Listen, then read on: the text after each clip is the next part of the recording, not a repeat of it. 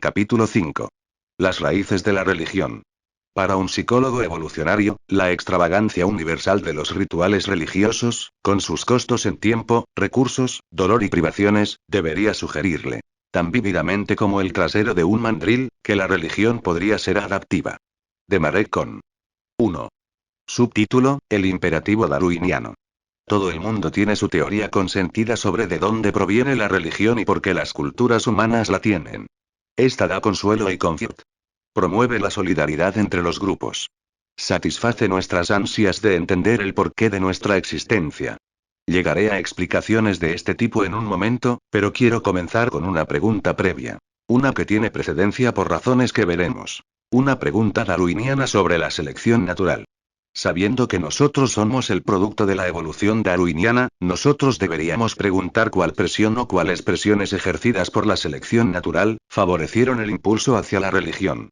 La pregunta gana urgencia de las consideraciones darwinianas estándar sobre economía. La religión es tal desperdicio, es tan extravagante. Y la selección darwiniana convierte en su objetivo la eliminación del desperdicio. La naturaleza es un contador miserable. Rencorosa hasta con los centavos, vigilante del reloj, y castiga hasta la extravagancia más pequeña.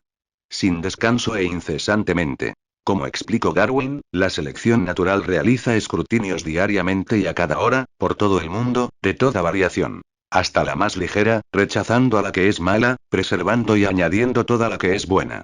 Silenciosamente e insensiblemente, trabajando, cuando quiera y donde quiera que aparezca una oportunidad para mejorar a cada ser orgánico.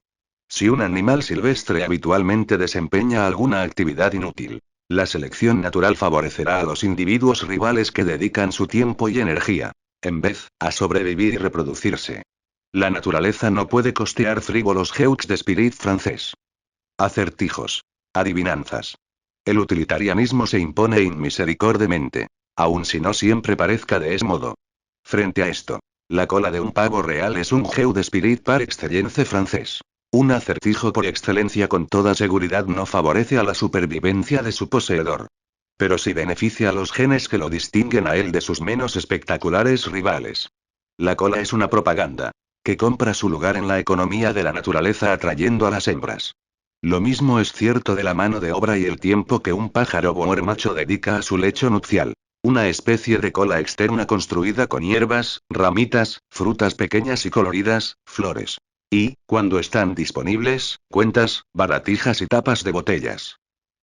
Para escoger un ejemplo que no involucra a la propaganda, existe el hormigueo. El extraño hábito de pájaros. Como algunos arrendajos azules, blue jays, de bañarse en los nidos de las hormigas, o de aplicar hormigas a su plumaje. Nadie está seguro cuál es el beneficio de este hormigueo, quizás algún tipo de higiene. Limpiando parásitos de las plumas. Existen varias otras hipótesis. Ninguna de ellas fuertemente apoyada por evidencias. Pero la incertidumbre sobre los detalles no detiene, ni tampoco debería, al darwinismo de presumir, con gran confianza, que el hormigueo debe obligatoriamente estar a favor de algo. En este caso, el sentido común puede estar de acuerdo. Pero la lógica darwiniana tiene una razón en particular para pensar que, si el pájaro no lo hiciera, sus prospectos estadísticos de éxito genético serían dañados. Aun si nosotros no conocemos todavía la ruta precisa del daño. La conclusión se deriva de las premisas gemelas de que la selección natural castiga el desperdicio de tiempo y energía. Y que los pájaros son consistentemente observados dedicando tiempo y energía al hormigueo. Si existe un manifiesto de una sola oración de este principio adapcionista, este fue expresado, admitidamente en términos en alguna medida extremos y exagerados, por el distinguido geneticista de Harvard, Richard Lewontin. Ese es el único punto sobre el que pienso que todos los evolucionistas están de acuerdo. Que es virtualmente imposible hacer un mejor trabajo que el que está haciendo un organismo en su propio ambiente. Si algo no fuese positivamente útil para la supervivencia y la reproducción, la selección natural desde hace largo tiempo ha favorecido a los individuos que se restringen de hacerlo. Un darwiniano podría ser tentado a decir lo mismo de la religión. De allí la necesidad de esta discusión. Para un evolucionista, los rituales religiosos sobresalen como pavos reales en un claro del bosque iluminado por el sol, frase de Dan Dennett. El comportamiento religioso es un gran escrito humano equivalente al hormigueo de los blue jays o al comportamiento nupcial de los pájaros boer. Es consumidor de tiempo, consumidor de energía. A menudo tan extravagantemente ornamentado como el plumaje de un ave del paraíso. La religión puede poner en peligro la vida del individuo piadoso, así como las vidas de otros. Miles de personas han sido torturadas por su lealtad a una religión, perseguidos por fanáticos extremistas, por lo que en muchos casos es una fe alternativa escasamente distinguible.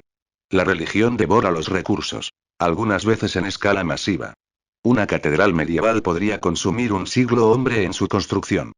Y aún así nunca es usada como vivienda, o para cualquier otro propósito reconociblemente útil. ¿Era algún tipo de cola de pavo real arquitectural? Si fue así, ¿a quién iba dirigida la propaganda?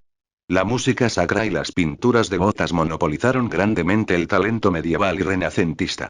Personas devotas han muerto por sus dioses y sido muertas por él, sangrado sus espaldas a latigazos por él, jurado permanecer en una vida de celibato o de silencio solitario, todo por el servicio a la religión.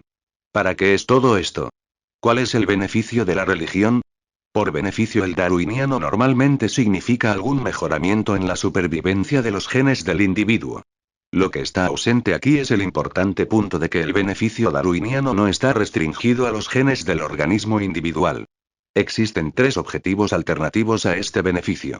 Uno surge de la teoría de selección de grupo. Y llegaré a ello. El segundo se deriva de la teoría que defendí en el fenotipo extendido. El individuo que usted está observando puede estar trabajando bajo la manipuladora influencia de genes de otro individuo. Quizás un parásito.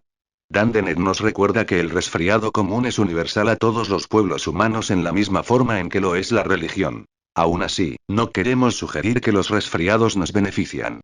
Abundantes ejemplos son conocidos de animales manipulados para que se comporten en una forma que beneficie la transmisión de un parásito hasta su próximo anfitrión.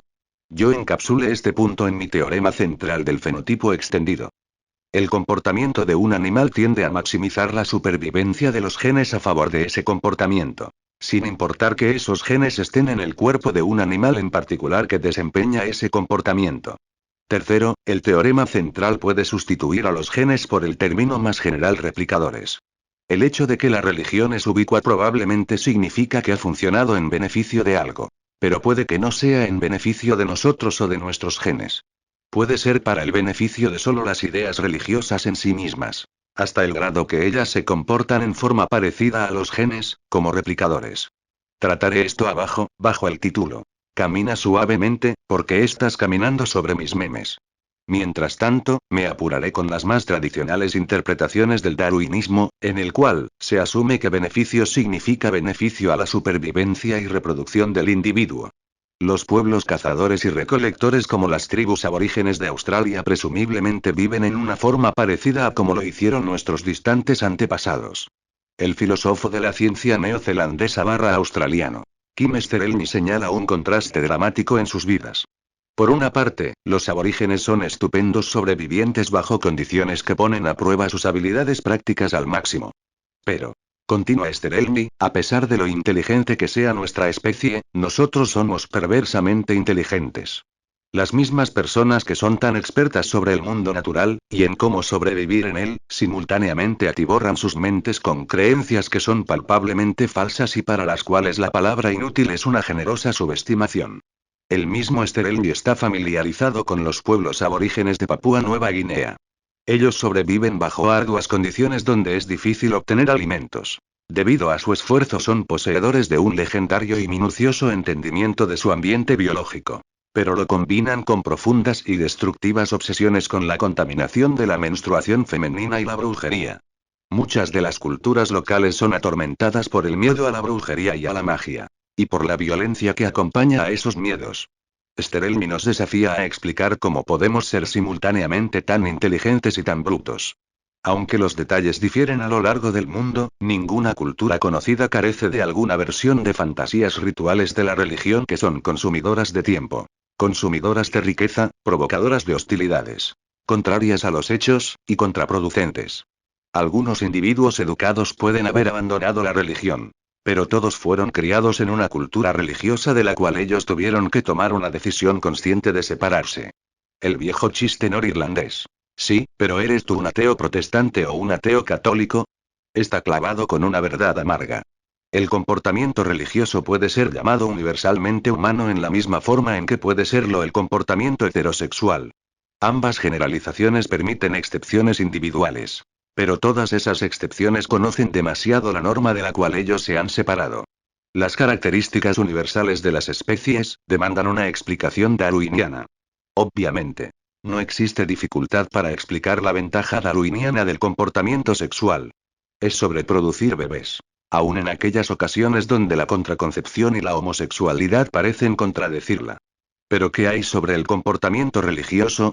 Porque los humanos ayunan, se arrodillan, hacen genuflexiones, asienten maníacamente hacia una pared. Participan en cruzada, o de alguna manera se involucran en costosas prácticas que pueden consumir la vida. Y en casos extremos, acabar con ella. 2. Subtítulo: Ventajas directas de la religión. Existe poca evidencia de que las creencias religiosas protegen a las personas de enfermedades relacionadas con el estrés. La evidencia no es fuerte. Pero no sería sorprendente si fuese cierta, para el mismo tipo de razonamiento en casos como la sanación mediante fe. Puede resultar que funcione en algunos casos. Desearía que no fuese necesario añadir que tales efectos beneficiosos en ninguna forma aumentan el verdadero valor de las afirmaciones religiosas.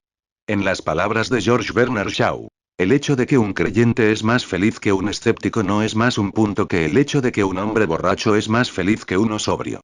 Parte de lo que un doctor puede dar a un paciente es consolación y confianza. Mi doctor literalmente no practica el saneamiento mediante la fe usando la imposición de manos. Pero son muchas las veces que yo he sido sanado de alguna molestia menor por una voz que me da seguridad proveniente de un rostro inteligente encima de un estetoscopio. El efecto placebo está bien documentado y hasta no es misterioso. Facsímiles de píldoras, con ninguna propiedad farmacológica. Demostrablemente, mejoran la salud. Por eso es que las pruebas doblemente ciegas de los medicamentos en estudio, están obligadas a usar placebos en el grupo de control. Por ello es que los remedios homeopáticos parecen funcionar. A pesar de que ellos son tan diluidos que portan la misma cantidad del ingrediente activo que los placebos de control. 0 moléculas. Incidentalmente, un desafortunado producto secundario de la usurpación por parte de abogados del territorio de los doctores. Es que los doctores no tienen miedo de prescribir placebos en sus prácticas normales. O la burocracia los podría obligar a ellos a identificar los placebos en notas escritas a las cuales el paciente tenga acceso. Lo que, por supuesto, derrota el objetivo. Los homeópatas pueden estar teniendo un éxito relativo. Porque a ellos, a diferencia de los practicantes ortodoxos, todavía se les permite administrar placebos, bajo ningún nombre. Ellos también tienen más tiempo para dedicarse a charlar y ser amables con el paciente. Al comienzo de esta larga historia. Además, la reputación de los homeópatas fue inadvertidamente aumentada por el hecho de que sus remedios no hacían absolutamente nada, en contraste, eran prácticas médicas ortodoxas. Como el sangramiento, las que provocaban un daño activo. ¿Es la religión un placebo que prolonga la vida al reducir el estrés? Posiblemente. Aunque la teoría debe enfrentar el desafío de los escépticos que señalan las muchas circunstancias en las que la religión en vez de aliviar el estrés, lo produce. Es difícil de creer, por ejemplo, que la salud es mejorada por el estado semipermanente de culpabilidad mórbida sufrida por un católico romano poseído por la normal fragilidad humana y una inteligencia inferior a la normal. Quizás no es justo individualizar a los católicos. La comediante estadounidense Kathy Ladman observa que todas las religiones son la misma. La religión es básicamente un sentimiento de culpa con diferentes días de fiesta. En cualquier caso, hallo a la teoría del placebo no merecedora del masivamente extendido fenómeno de la religión. Yo no pienso que la razón por la cual nosotros tenemos religión, es que ésta redujo el nivel de estrés de nuestros antepasados. Esa no es una teoría lo suficientemente grande para hacer el trabajo. Aunque puede que haya jugado un papel secundario. La religión es un enorme fenómeno y necesita una enorme teoría para explicarlo. Otras teorías no captan en absoluto el punto de las explicaciones darwinianas.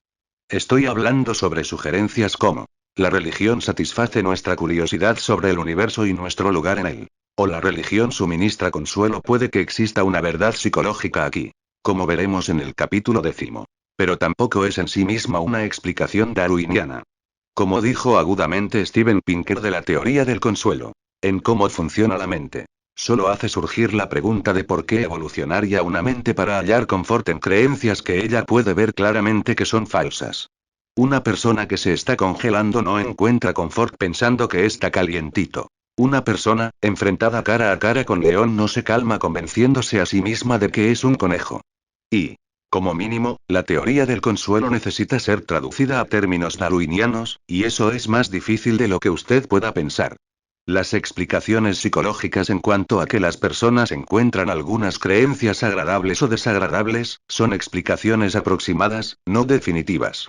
Los darwinianos le dan suma importancia a esta distinción entre aproximada y definitiva. La explicación aproximada para la explosión en el cilindro de un motor de combustión interna evoca a las bujías. La explicación definitiva concierne el propósito para el cual la explosión fue diseñada. Impulsar un pistón fuera del cilindro. De paso haciendo rotar a un cigüeñal. La causa aproximada de la religión podría ser la hiperactividad de un nódulo particular del cerebro. No debo continuar con la idea neurológica de un centro de Dios en el cerebro, porque yo no estoy tratando aquí con aproximaciones.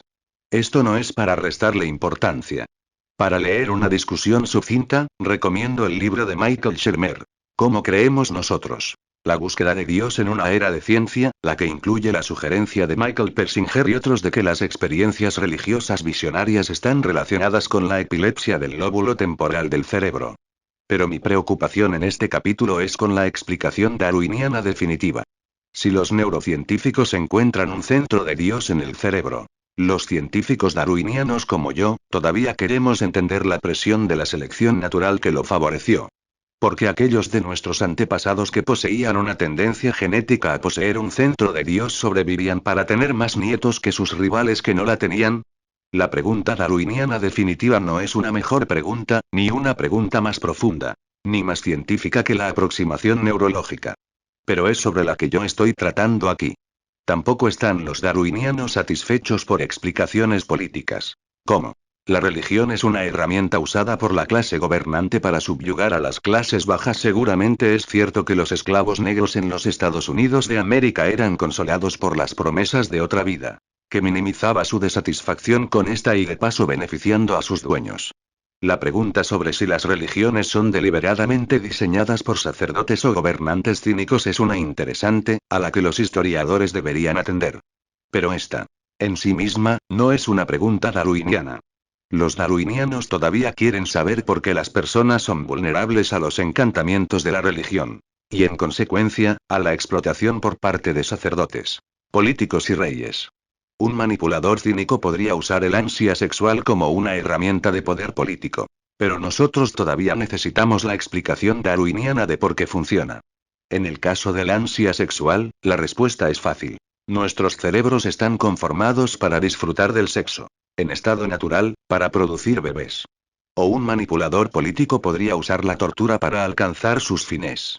De nuevo, el darwiniano debe proporcionar la explicación del por qué la tortura es efectiva. Del por qué nosotros haríamos cualquier cosa para evitar el dolor intenso.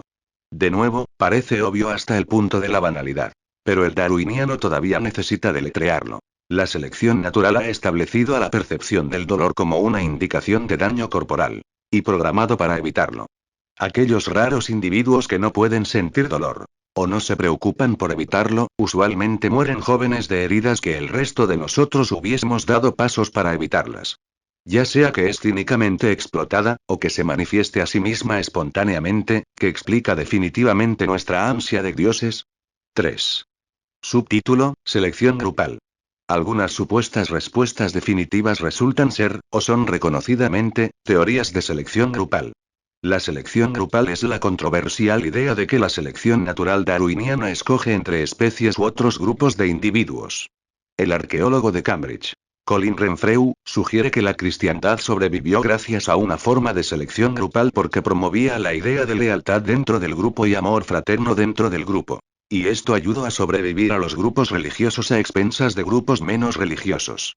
El apóstol estadounidense de la selección grupal, D.S. Wilson, desarrolló independientemente una sugerencia similar en forma más extensa en La Catedral de Darwin.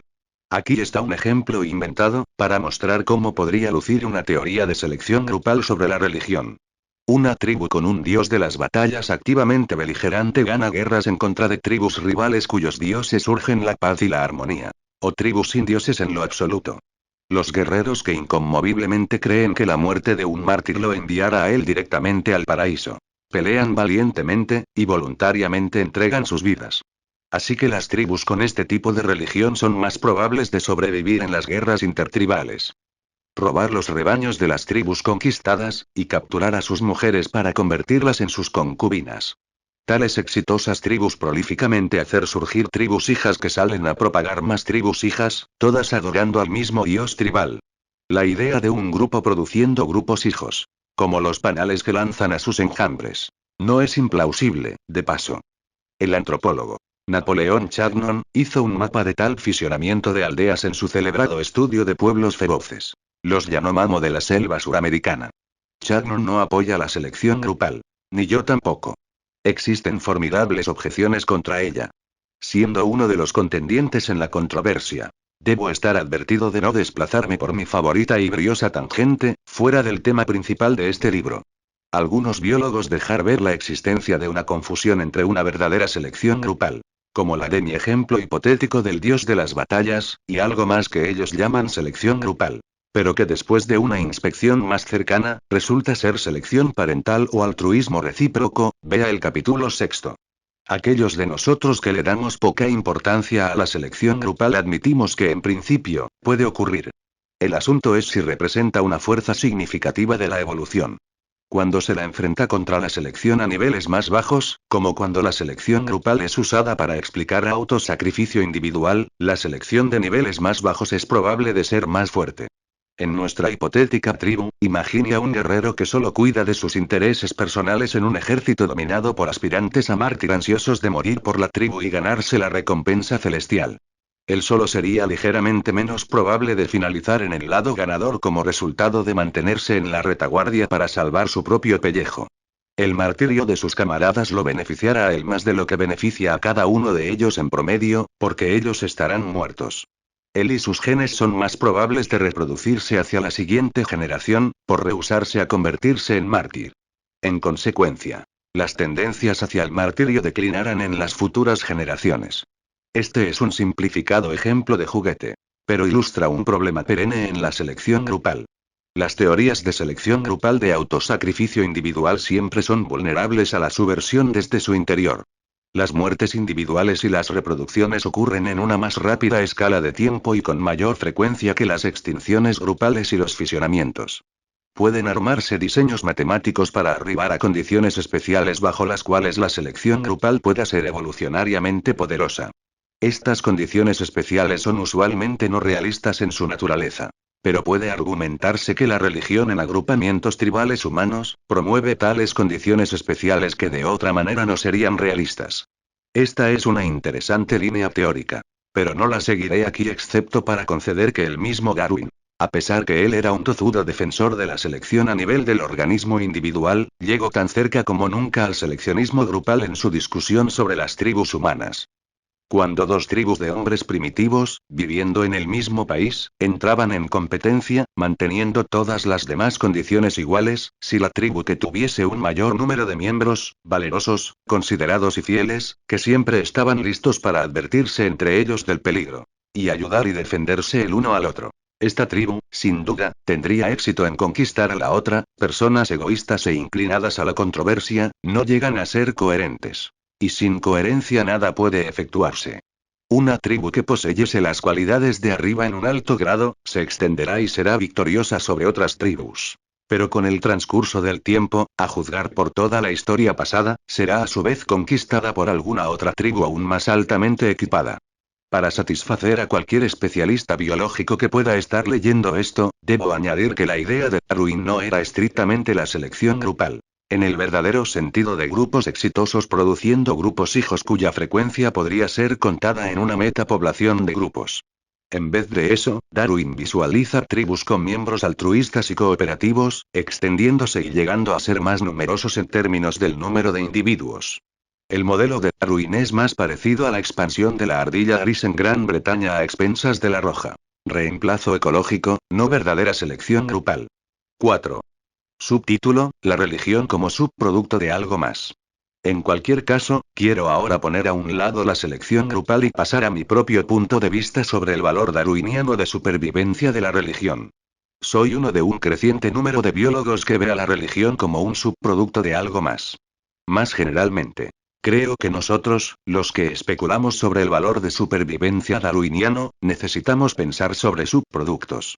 Cuando preguntamos por el valor de supervivencia de cualquier cosa, podríamos estar haciendo la pregunta equivocada. Necesitamos reescribir la pregunta en una forma más útil.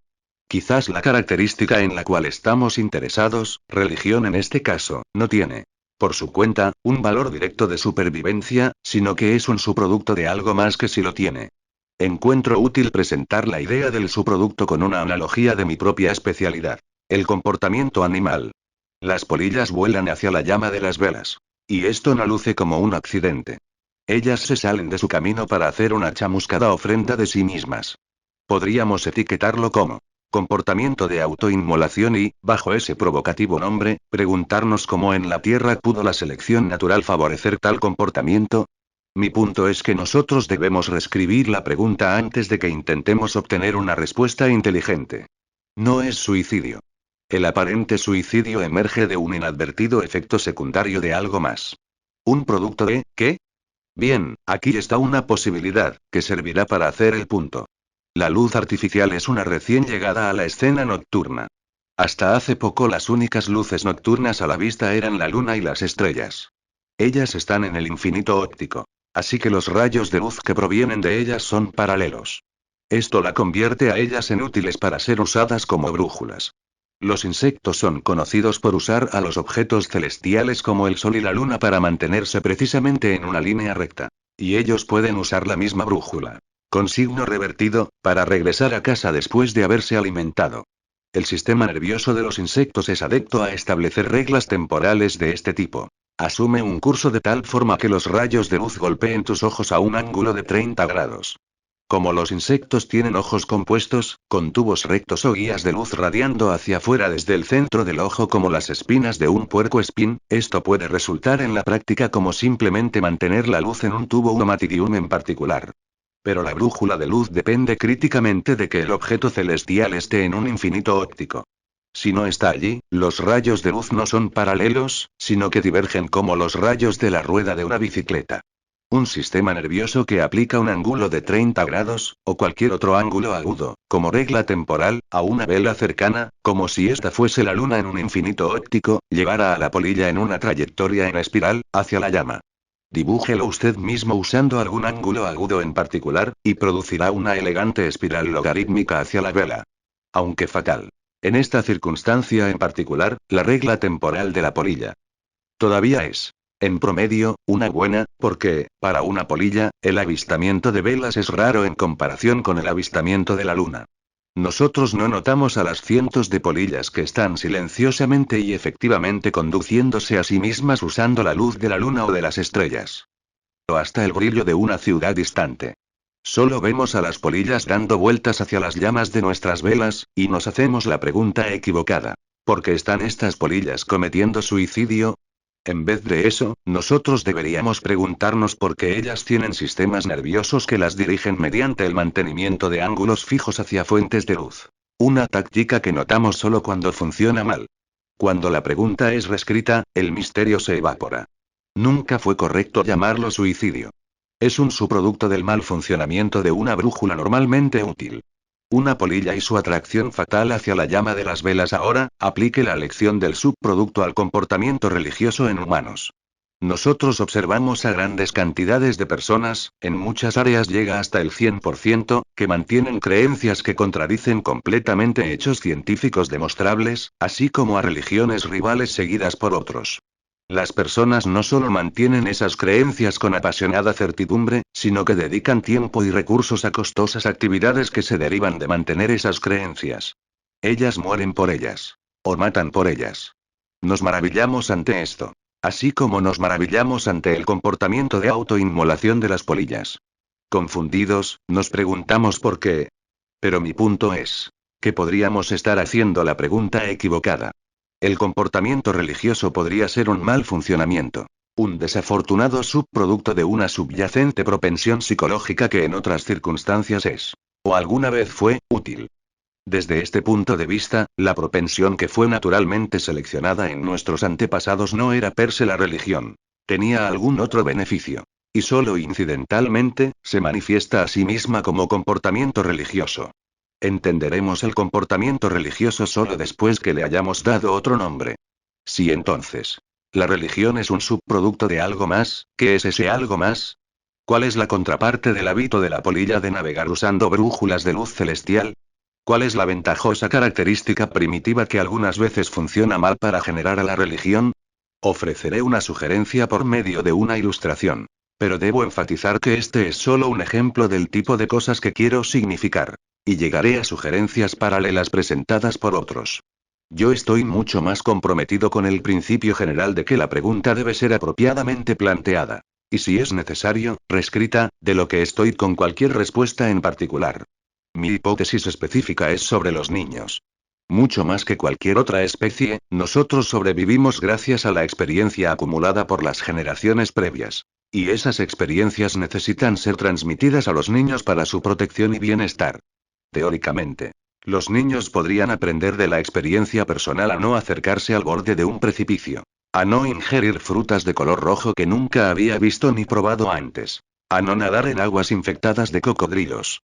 Pero para decirlo menos, existirá una ventaja selectiva para el cerebro de un niño que posea la regla temporal que le establece. Cree, sin preguntar, cualquier cosa que te digan los adultos. Obedece a tus padres, obedece a los ancianos de la tribu. Especialmente cuando adoptan un tono solemnemente amenazador. Confía en tus mayores sin dudar. Esta es una regla generalmente valiosa para un niño. Pero, como con las polillas, puede funcionar mal. Nunca he olvidado un aterrorizante sermón, predicado en la capilla de mi escuela cuando era pequeño. Aterrorizante en retrospectiva. Eso es. En ese tiempo, mi cerebro de niño lo aceptó en el sentido intentado por el predicador. Él nos relató un cuento sobre una escuadra de soldados, que estaban ejercitándose al lado de una vía férrea. En un momento crítico, la atención del sargento que los dirigía se distrajo, y él falló en dar la orden de detenerse. Los soldados estaban tan bien entrenados a obedecer órdenes sin pestañear que se mantuvieron marchando hacia el camino de un tren que se aproximaba. Ahora, por supuesto, yo no creo el relato y espero que el predicador tampoco. Pero lo creí cuando tenía 9 años. Porque lo escuché de un adulto dotado de autoridad sobre mí. Y si él lo creyese o no, el predicador deseaba que nosotros, los niños, admirásemos y nos moldeásemos a nosotros mismos conforme a la obediencia esclava e incuestionable ante las órdenes. Por más irrazonables que fuesen, mientras proviniesen de una figura de autoridad. Hablando por mí mismo, pienso que nosotros admiramos ese comportamiento. Como adulto encuentro casi imposible darle crédito a que mi ser de niño se preguntase si yo hubiese marchado hacia un tren que se aproxima. Pero eso, por lo que vale, es como recuerdo mis sentimientos. El sermón. Obviamente, me dejó una gran impresión, porque lo he recordado y se lo he relatado a ustedes. Para ser justo, no pienso que el predicador pensó que él estaba transmitiéndonos un mensaje religioso. Era probablemente más militar que religioso. En el espíritu de la carga de la Brigada Ligera de Tennyson, que él pudo muy bien haber citado. Adelante, Brigada Ligera. ¿Se desmayó algún hombre? No que supieran los soldados, alguien había murmurado. No está en ellos replicar, no está en ellos razonar, el por qué lo de ellos es hacer y morir. Hacia el Valle de la Muerte cabalgaron los 600. Una de las más antiguas y rayadas grabaciones de la voz humana hechas alguna vez, es la del mismísimo Lord Tennyson leyendo este poema, y la impresión de una declamación fantasmal a lo largo de un oscuro túnel desde las profundidades del pasado luce como tenebrosamente apropiado. Desde el punto de vista del alto comando, sería una locura permitir a cada soldado individualmente tener discreción sobre si obedecer o no las órdenes. Las naciones donde los soldados de infantería actúan por iniciativa propia en vez de seguir órdenes, tenderán a perder las guerras. Desde el punto de vista de la nación. Esta permanece como una buena regla, aun si algunas veces conduce a desastres individuales. Los soldados son entrenados a convertirse en algo parecido a un autómata, o computadora, en lo que sea posible. Las computadoras hacen lo que se les dice que hagan. Ellas obedecen como un esclavo cualquier instrucción que se les dé en el mismo idioma de su programación. Así es como ellas hacen cosas útiles como procesar palabras y resolver operaciones matemáticas en hojas de cálculo. Pero, como un inevitable subproducto, ellas son igualmente robóticas en obedecer las instrucciones equivocadas. Ellas no tienen forma de saber si una instrucción va a tener un efecto bueno o malo. Ellas simplemente obedecen, como se supone que hagan los soldados. Es su incuestionable obediencia lo que hace útiles a las computadoras. Y exactamente la misma cosa las hace inescapablemente vulnerables a la infección de virus y gusanos de software. Un programa maliciosamente diseñado que dice: cópiame y envíame a todas las direcciones que puedas encontrar en este disco duro será simplemente obedecido. Y después también obedecido por las otras computadoras a las cuales es enviado en una expansión exponencial. Es difícil, quizás imposible, diseñar una computadora que sea usualmente obediente y al mismo tiempo inmune a las infecciones.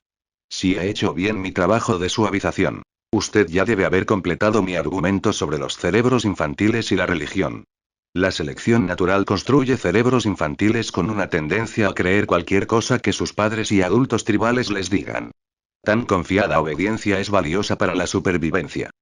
El análogo de la dirección por parte de la luna para una polilla. Pero el otro lado del disco de la confiada obediencia es una credulidad esclava. El inevitable subproducto es la vulnerabilidad a las infecciones por virus mentales.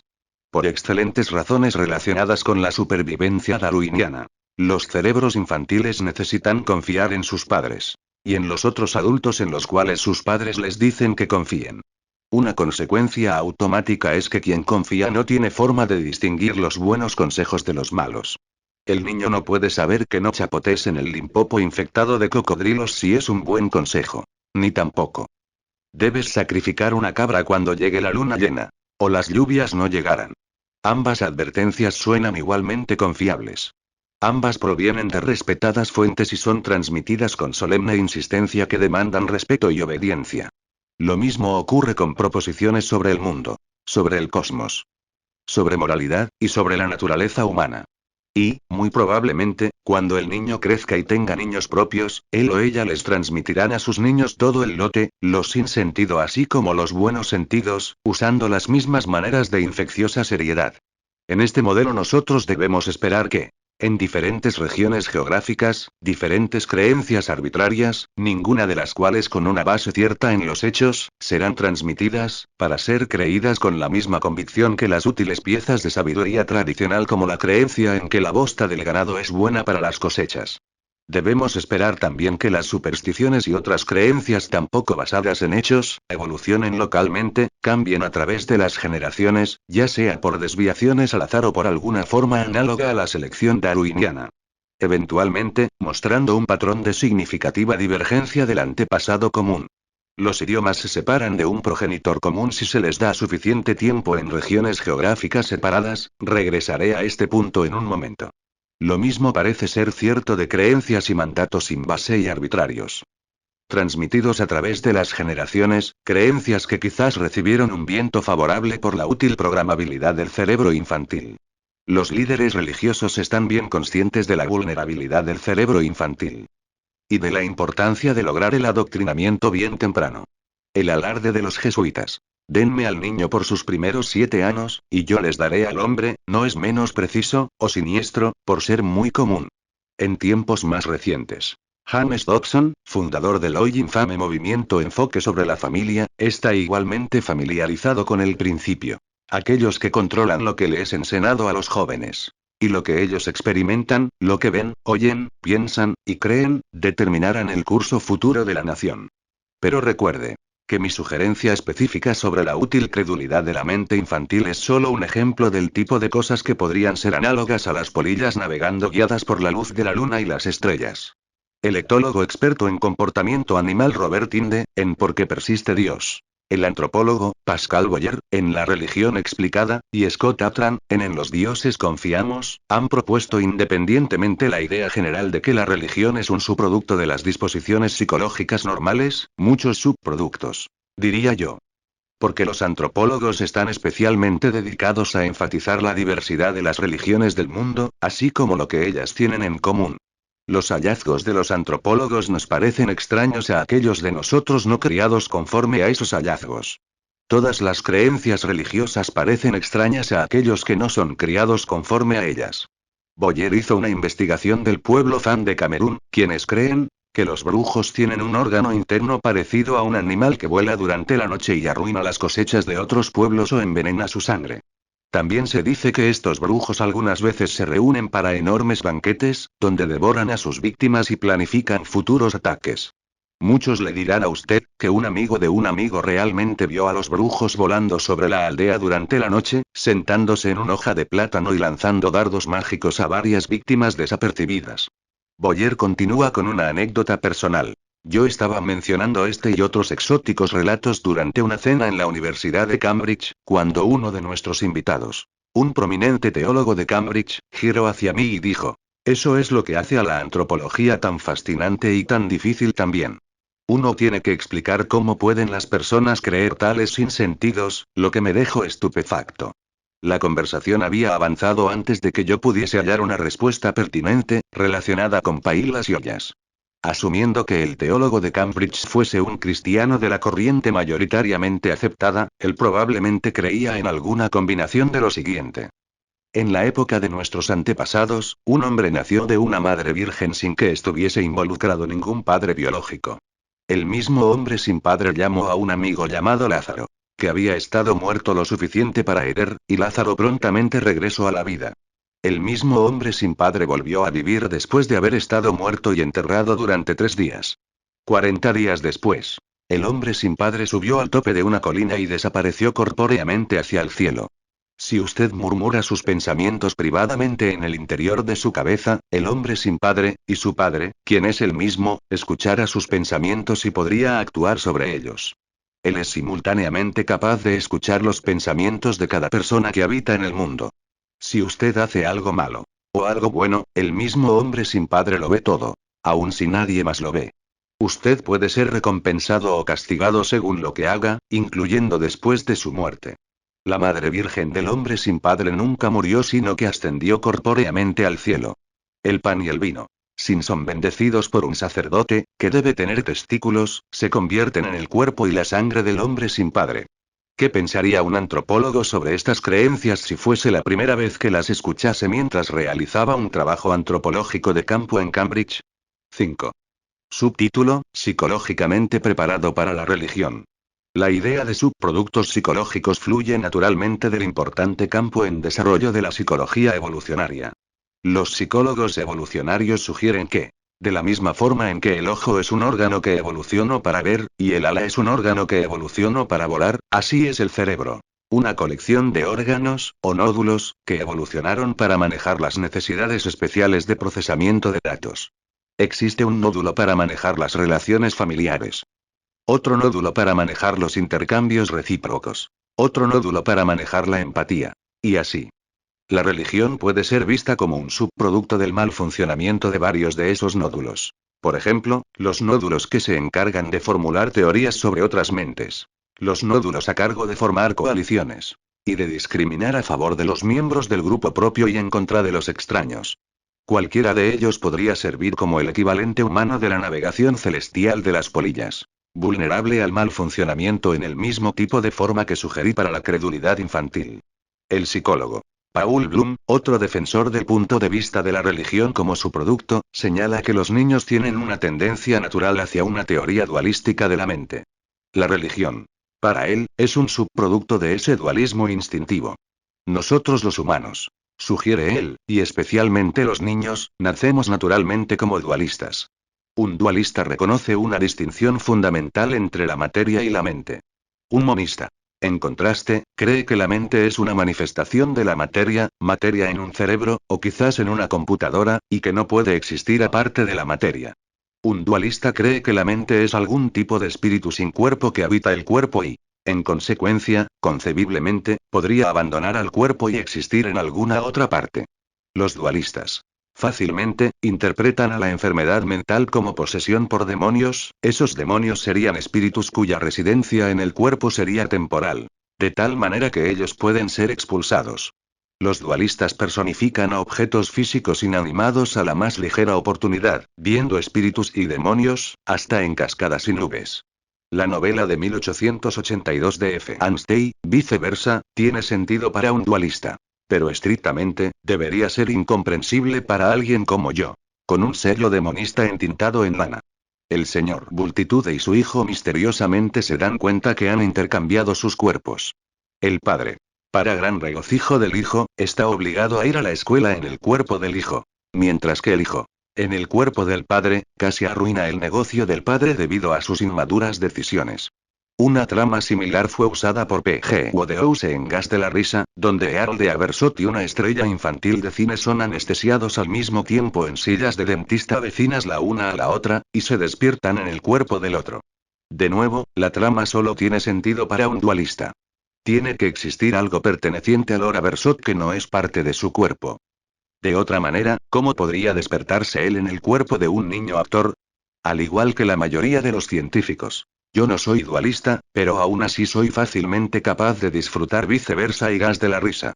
Paul Bloom diría que eso es debido a que, aunque yo he aprendido a ser un monista intelectual, soy un animal humano. Y en consecuencia, evolucioné como un dualista instintivo. La idea de que existe un yo colgado en algún lugar detrás de mis ojos. Y capaz, por lo menos en ficción, de migrar hacia la cabeza de alguien más, está profundamente enraizado en mí, y en todo otro ser humano. Cualesquiera sean nuestras pretensiones intelectuales hacia el monismo. Bloom apoya su afirmación con evidencia experimental de que los niños son más probables de ser dualistas de lo que son los adultos. Especialmente los niños extremadamente jóvenes. Esto sugiere que una tendencia hacia el dualismo está construida en el cerebro y, conforme a Bloom, proporciona una natural predisposición a abrazar ideas religiosas.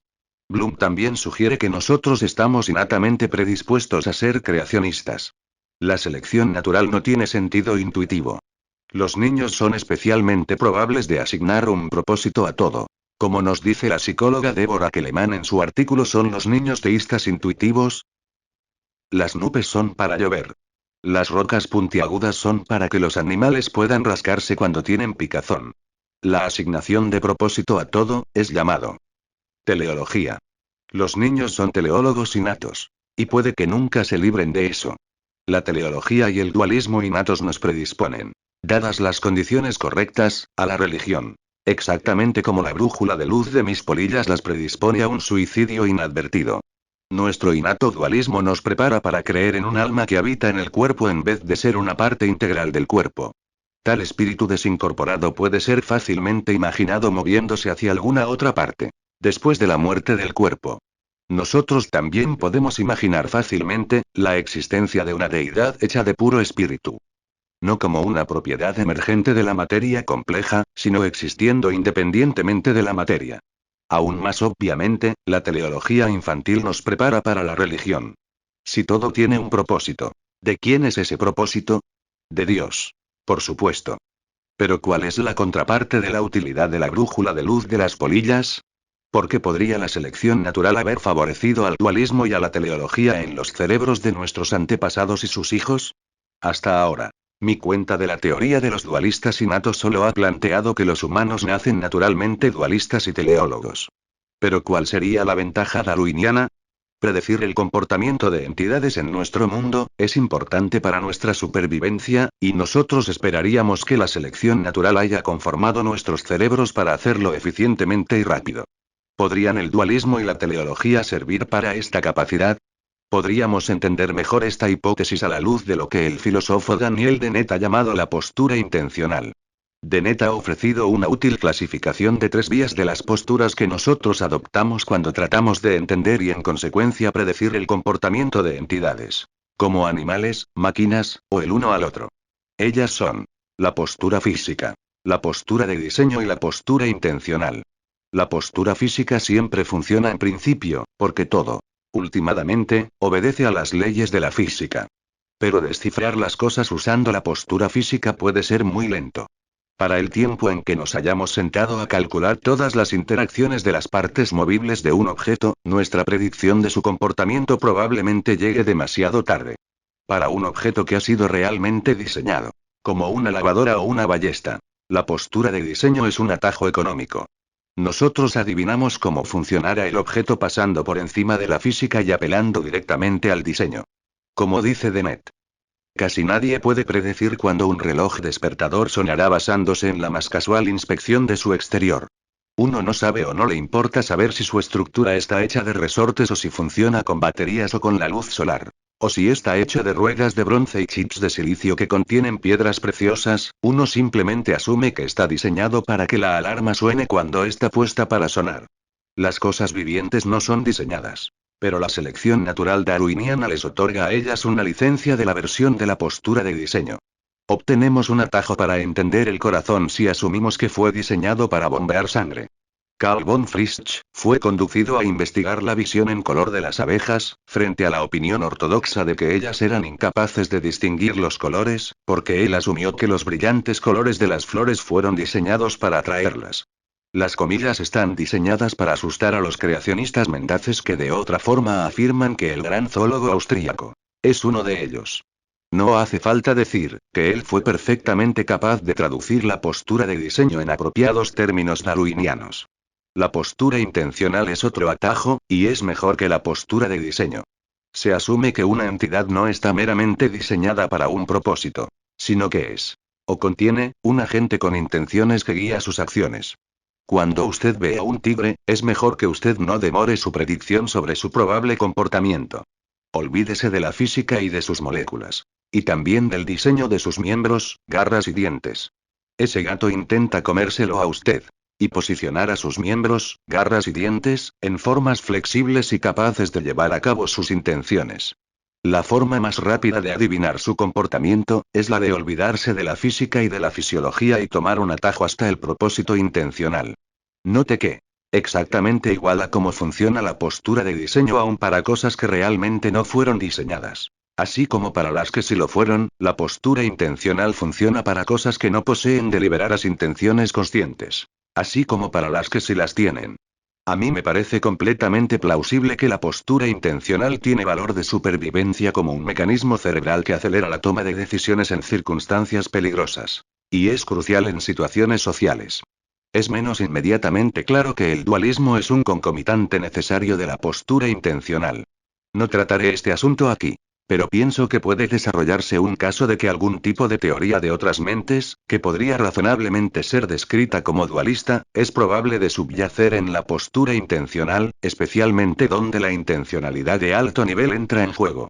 Dennett habla de la intencionalidad de tercer nivel, el hombre creía que la mujer sabía que él la deseaba; cuarto nivel, la mujer se dio cuenta que el hombre creía que la mujer sabía que él la deseaba; intencionalidad de quinto nivel, el chamán adivinó que la mujer se dio cuenta que el hombre creía que la mujer sabía que el hombre la deseaba; intencionalidades de muy alto nivel probablemente están confinados a la ficción.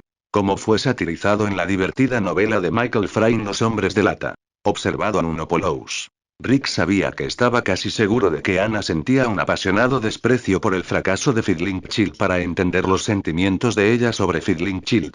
Y ella sabía también que Nina sabía lo que sabía Unopoulos, pero el hecho de que nosotros nos podemos reír ante tales contorsiones de inferencias sobre otras mentes en ficción, probablemente nos está diciendo algo importante sobre la forma como nuestras mentes han sido seleccionadas naturalmente para funcionar en el mundo real. En sus niveles más bajos. Por lo menos, la postura intencional, al igual que la postura de diseño, ahorra tiempo que podría ser vital para la supervivencia. Consecuentemente, la selección natural moldeó a los cerebros para asumir la postura intencional como un atajo. Nosotros estamos biológicamente programados para imputarle intenciones a entidades cuyo comportamiento nos importa a nosotros. De nuevo. Paul Bloom cita evidencia experimental de que los niños son especialmente probables de adoptar la postura intencional. Cuando los bebés pequeños ven a un objeto aparentemente siguiendo a otro objeto, por ejemplo, en una pantalla de computadora, ellos asumen que están siendo testigos de una persecución activa por parte de un agente intencional, y demuestran este hecho registrando sorpresa cuando el putativo agente fracasa en llevar a cabo la persecución. La postura de diseño y la postura intencional son útiles mecanismos cerebrales. Importantes para acelerar las suposiciones sobre el futuro comportamiento de las entidades que realmente importan para la supervivencia. Pero, al igual que otros mecanismos cerebrales, estas posturas pueden funcionar mal. Los niños, y los pueblos primitivos, le imputan intenciones al clima, a las olas y a las corrientes, y a las rocas que caen. Todos nosotros estamos predispuestos a hacer las mismas cosas con las máquinas. Especialmente cuando éstas nos desilusionan. Muchos recordarán con afecto el día en que el carro de Basil Fawlty se dañó durante su vital misión de salvar a la noche gourmet del desastre. Él le hizo una justa advertencia. Contó hasta 3, después se salió del carro, tomó una rama y la destrozó sobre el carro, hasta llegar a 1 centímetro de su vida. La mayoría de nosotros hemos estado allí. Por lo menos momentáneamente, con una computadora o un carro. Justin Barrett acuñó el acrónimo AD por Hyperactive Agent Detection Device, artefacto de detección de agentes hiperactivos. Nosotros detectamos hiperactivamente a agentes donde no hay ninguno. Y esto nos hace a nosotros sospechosos de malicia o benignidad. Donde, de hecho, la naturaleza solo es indiferente. Me sorprendo a mí mismo sintiendo un resentimiento salvaje en contra de algo inanimado y sin culpa, como la cadena de mi bicicleta. Hubo un lamentable reporte reciente de un hombre que se tropezó al pisar una trenza de su zapato desamarrado en el Museo Fitzwilliam en Cambridge. Se cayó por las escaleras, y destrozó 3 invalorables jarrones chinos de la dinastía Qing. Él aterrizó en medio de los jarrones que se deshicieron en 1 millón de pedazos. Él todavía estaba sentado allí confundido cuando llegaron los empleados del museo. Todos se mantenían en silencio a su alrededor. Como en una especie de shock. El hombre se mantenía apuntando a la trenza de su zapato, diciendo: aquí está, esta es la culpable. Otras explicaciones de la religión como subproducto han sido propuestas por Inde, Shermer, Boyer, Atran, Bloom, Dennett, Kelleman y otros. Una posibilidad especialmente intrigante mencionada por Dennett, es que la irracionalidad de la religión es un subproducto de un mecanismo particular del cerebro diseñado para la irracionalidad. Nuestra tendencia. Que presumiblemente tiene ventajas genéticas. A enamorarnos. La antropóloga Ellen Fisher, en Porque amamos, ha expresado en hermosa forma la locura del amor romántico, y cuán incomprensible es comparado con lo que podría parecer estrictamente necesario. Miren lo de Esdier. Desde el punto de vista de un hombre. Digamos, es improbable que ninguna mujer que él conozca sea 100 veces más adorable que su competidora más cercana. Aún así, así es como él es probable que la describa a ella cuando está enamorado. En vez de la fanática devoción monógama a la cual somos susceptibles, alguna forma de poliamorío es más racional frente a esta. Poliamorío es la creencia de que uno puede estar simultáneamente enamorado de varios miembros del sexo opuesto. De la misma manera en la cual uno puede amar a más de un vino, compositor, libro o deporte. Nosotros aceptamos felizmente que podemos amar a más de un hijo, progenitor, hermano, amigo o mascota. Cuando uno piensa sobre ello en esta forma, no es extraño esperar privadamente una absoluta exclusividad amorosa de nuestra esposa o esposo. Aún así, eso es lo que todos esperamos. Es por lo que luchamos por lograr. Debe existir alguna razón. Ellen Fisher y otros han demostrado que estar enamorado es acompañado por estados únicos del cerebro. Incluyendo la presencia de sustancias químicas neuralmente activas, en efecto, sustancias químicas naturales, que son altamente específicas y características del estado cerebral. Psicólogos evolucionarios están de acuerdo con ella en que el irracional coup de foudre francés, flechazo amoroso, podría ser un mecanismo para asegurar una lealtad hacia el coprogenitor, que dure lo suficiente hasta criar un hijo juntos. Desde el punto de vista darwiniano es, sin duda, importante escoger a un buen compañero, por todo tipo de razones. Pero, una vez que hemos escogido, incluyendo una pobre escogencia, y concebido a un niño, es más importante mantenerse con esa escogencia a sol y sombra. Por lo menos hasta que el niño sea capaz de defenderse por sí mismo. ¿Podría ser la religión irracional un subproducto de los mecanismos de irracionalidad que fueron originalmente construidos en el cerebro por la selección natural para enamorarse? Ciertamente. La fe religiosa tiene algo del mismo carácter que enamorarse, y ambos tienen los atributos de estar dopado por una droga adictiva. El neuropsiquiatra John Smithies advierte que existen significativas diferencias entre las áreas del cerebro activadas por dos tipos de manías. Aún así, él nota también algunas similitudes. Una faceta de las muchas facetas de la religión es el intenso amor enfocado en una persona sobrenatural. Por ejemplo, Dios, más la reverencia a los iconos de esa persona. La vida humana es conducida mayormente por nuestros genes egoístas y por los procesos de reforzamiento. Mucho reforzamiento positivo se deriva de la religión. Sentimientos cálidos y reconfortantes de ser amado y estar protegido en un mundo peligroso. Pérdida del miedo a la muerte. ayuda desde la montana en respuesta a las plegarias en tiempos difíciles, etc. En la misma forma, el amor romántico por otra persona real, usualmente del sexo opuesto, exhibe la misma intensa concentración en el otro y reforzamientos positivos relacionados. Estos sentimientos pueden ser provocados por iconos del otro, como cartas, fotografías. Y hasta, como en los tiempos victorianos, mechones de cabello. El estado de estar enamorado tiene muchos acompañamientos fisiológicos, como suspirar como una caldera. Hice la comparación entre enamorarse y la religión en 1993, cuando noté que los síntomas de un individuo infectado por la religión podrían ser asombrosamente recordatorios de aquellos más ordinarios asociados con el amor sexual. Esta es una fuerza extremadamente potente en el cerebro, y no es sorprendente que algunos virus hayan evolucionado para aprovecharse de ella. Virus aquí es una metáfora de religiones. Mi artículo fue titulado Virus de la mente. La famosa visión orgásmica de Santa Teresa de Ávila es demasiado notoria para ser citada de nuevo. Más seriamente, y en un plano menos sensualmente crudo, el filósofo Anton Nikenyi proporciona un conmovedor testimonio de la pura delicia que espera a aquellos que se las arreglan para creer en el misterio de la transustanciación. Después de describir su ordenación, como sacerdote católico romano, y recibido el poder de la imposición de manos para celebrar misa, él continúa relatando lo que vívidamente recuerda.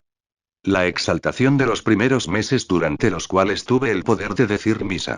Antes, normalmente me levantaba lenta y perezosamente, ahora saltaba temprano de la cama, completamente despierto y lleno de excitación ante el pensamiento sobre el memorable acto que tenía el privilegio de llevar a cabo, era tocar el cuerpo de Cristo, la cercanía del sacerdote a Jesús, lo que más me cautivaba. Miraba a la hostia después de las palabras de consagración, con ojos dulces como un amante mirando a los ojos de su amada. Esos primeros días como sacerdote permanecen en mi memoria como días de completa satisfacción y trémula felicidad, algo precioso, y aún así demasiado frágil para durar. Como una aventura romántica extramarital, interrumpida por la realidad de un matrimonio mal arreglado. El equivalente a la reacción de la brújula de luz de la polilla, es el aparentemente irracional pero útil hábito de enamorarse de uno y de solo un miembro del sexo opuesto. El subproducto del mal funcionamiento, equivalente a volar hacia la llama de la vela, es enamorarse de Yahweh. O de la Virgen María. O de una hostia. O de Alá, y llevar a cabo actos irracionales motivados por tal amor. El biólogo Lewis Wolpert, en 6 cosas imposibles antes del desayuno, hace una sugerencia que puede ser vista como una generalización de la idea de la irracionalidad constructiva. Su punto es que una fuerte convicción irracional es una defensa contra una mente inconstante.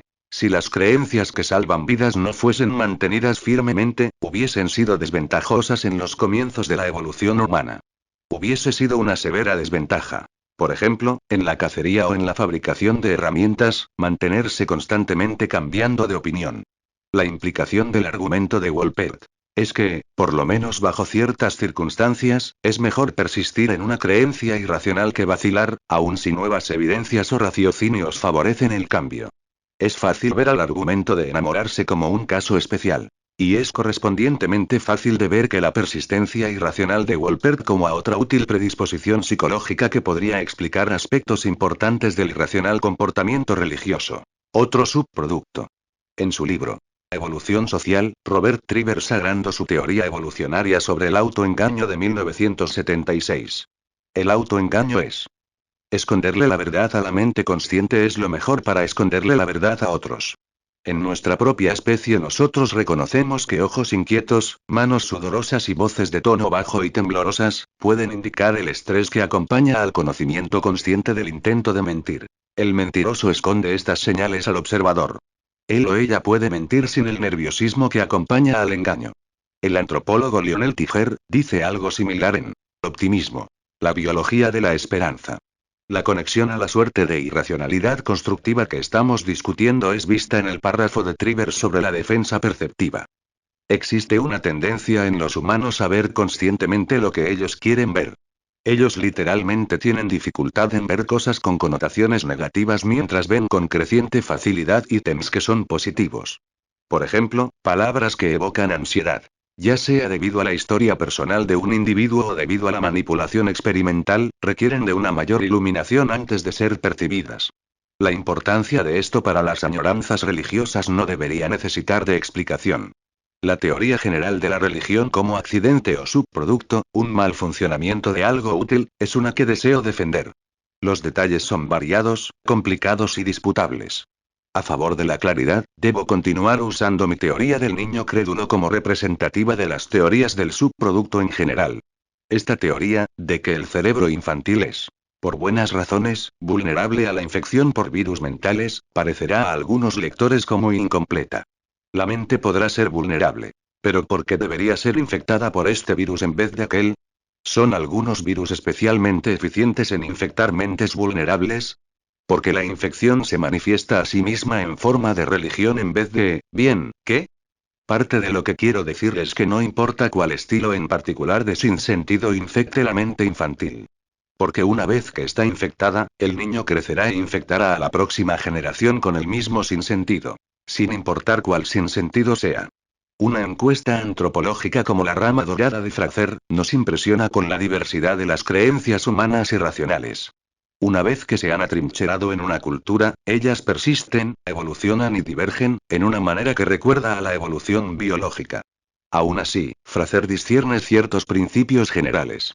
Por ejemplo, magia homeopática, mediante la cual los conjuros y encantamientos toman prestados aspectos simbólicos de objetos del mundo real que ellos están tratando de influenciar. Una instancia con consecuencias trágicas es la creencia en que el polvo de cuerno de rinoceronte tiene propiedades afrodisíacas.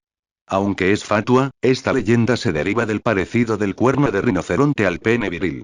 El hecho de que la magia homeopática está tan extendida no es totalmente al azar, ni arbitrario sin sentido. Es tentador seguir la analogía biológica hasta el punto de preguntarnos si algo correspondiente a la selección natural está funcionando. Son algunas ideas más dispersables que otras, por su intrínseca atracción, mérito, o compatibilidad con disposiciones psicológicas existentes. ¿Y podría esto explicar la naturaleza y propiedades de las religiones actuales como las vemos hoy? En alguna manera parecida a la forma en la cual usamos a la selección natural para explicar a los organismos vivientes. Es importante entender que mérito aquí, significa solo la capacidad para sobrevivir y dispersarse. No significa que merezca un juicio de valor positivo, algo de lo cual podamos estar humanamente orgullosos. Hasta en el modelo evolucionario, no tiene que existir ninguna selección natural. Los biólogos reconocen que un gen puede dispersarse a través de una población no porque sea un buen gen, sino porque es uno sortario. Nosotros llamamos a esto deriva genética, genetic drift. ¿Cuán importante es esto vis-a-vis francés? Cara a cara la selección natural, ha sido controversial. Pero ahora está ampliamente aceptado en la forma de la llamada teoría neutral de la genética molecular. Si un gen muta hacia una versión diferente de sí mismo que tiene efectos idénticos, la diferencia es neutral, y la selección no puede favorecer a una u otra versión. Sin embargo, por lo que los estadísticos llaman error muestral generacional, la nueva forma mutante puede eventualmente reemplazar al gen original en la población. Este es un verdadero cambio evolucionario al nivel molecular, aun si no se observa ningún cambio en el mundo de los organismos completos. Es un cambio evolucionario neutral que no le debe nada a la ventaja selectiva. El equivalente cultural de la deriva genética es una opción persuasiva. Una que no podemos descuidar cuando pensamos sobre la evolución de la religión. El idioma evoluciona en una forma cuasi biológica y la dirección de su evolución asume apariencias no dirigidas. Casi en la misma forma que la deriva al azar. Es transmitido generacionalmente por el análogo cultural de la genética, cambiando lentamente a través de los siglos, hasta que eventualmente, varias hebras han divergido hasta el punto de no ser inteligibles entre sí. Es posible que algo de la evolución del idioma esté guiado por un tipo de selección natural. Pero este argumento no parece muy persuasivo. Explicaré abajo que algunas de tales ideas han sido propuestas para las mayores tendencias en los idiomas. Como el cambio de las grandes vocales que tuvo lugar en el inglés entre los siglos XV y XVIII. Pero tales hipótesis funcionales no son necesarias para explicar la mayor parte de lo que observamos. Parece probable que el idioma normalmente evoluciona mediante el equivalente de la deriva genética al azar. En diferentes partes de Europa, el latín derivó hasta convertirse en español, portugués, italiano, francés, rumano, y en los varios dialectos de esos idiomas. Es, para decirlo menos, no obvio que estos cambios evolucionarios reflejen ventajas locales o presiones selectivas. Infiero que la religión Al igual que los idiomas, evoluciona con suficiente azar, desde comienzos que son lo suficientemente arbitrarios, para generar la extremadamente confusa, y algunas veces peligrosa, riqueza de diversidad que observamos. Al mismo tiempo, es posible que una forma de selección natural, acoplada a la uniformidad fundamental de la psicología humana, se encargue de que las diversas religiones compartan características significativas. Muchas religiones, por ejemplo, enseñan la doctrina, objetivamente implausible, pero subjetivamente atractiva, de que nuestras personalidades sobreviven a la muerte corporal. La misma idea de la inmortalidad sobrevive y se dispersa porque proporciona lo que las añoranzas expresan. Y las añoranzas cuentan. Porque la psicología humana tiene una tendencia casi universal a dejar que las creencias sean coloreadas por los deseos. Parece que no existen dudas de que muchos de los atributos de la religión están bien ajustados para ayudar a la propia supervivencia de la religión, y a la supervivencia de los atributos en cuestión, en el sancocho de la cultura humana. Surge ahora la pregunta si el buen ajuste es logrado mediante el diseño inteligente o la selección natural. La respuesta es probablemente ambos. Del lado del diseño, los líderes religiosos son completamente capaces de verbalizar los trucos que ayudan a la supervivencia de la religión. Martín Lutero siempre estuvo bien consciente de que la razón era el archienemigo de la religión, y él frecuentemente advertía sobre sus peligros. La razón es el mayor enemigo que tiene la fe. Nunca viene para ayudar a las cosas espirituales, sino más frecuentemente que no, lucha contra la palabra divina, tratando con desprecio a todo lo que emana de Dios. De nuevo, cualquiera que desee ser un cristiano debe desgarrarle los ojos a su razón. Y de nuevo, la razón debería ser destruida en todos los cristianos. Lutero no hubiera tenido dificultades para diseñar inteligentemente aspectos inteligentes de una religión para ayudarla a sobrevivir. Pero eso no necesariamente significa que él, o alguien más, los haya diseñado. Pudo también haber evolucionado mediante una forma, no genética, de selección natural. Con Lutero siendo, no su diseñador, sino un maliciosamente astuto observador de su eficacia. A pesar de que la convencional selección darwiniana de genes puede haber favorecido a las predisposiciones psicológicas que producen a la religión como un subproducto, es improbable que le haya dado forma a los detalles. Ya he dado una pista de que, si vamos a aplicar alguna forma de teoría de selección a esos detalles, debemos mirar no a los genes sino a sus equivalentes culturales. ¿Son las religiones algo como sobre lo cual se hacen los memes? 6. Subtítulo: Camine suavemente, porque usted camina sobre mis memes. La verdad, en asuntos de religión, es simplemente la opinión que ha sobrevivido. De Oscar Wilde. Este capítulo comenzó con la observación de que, debido a que la selección natural darwiniana aborrece el desperdicio, cualquier característica ubicua de una especie, como la religión, debe haber conferido alguna ventaja o no hubiese sobrevivido. Pero di una pista de que la ventaja no tiene que resultar en la supervivencia o el éxito reproductivo del individuo. Como hemos visto, la ventaja de los genes del resfriado común explica suficientemente la ubicuidad de este miserable padecimiento entre nuestra especie.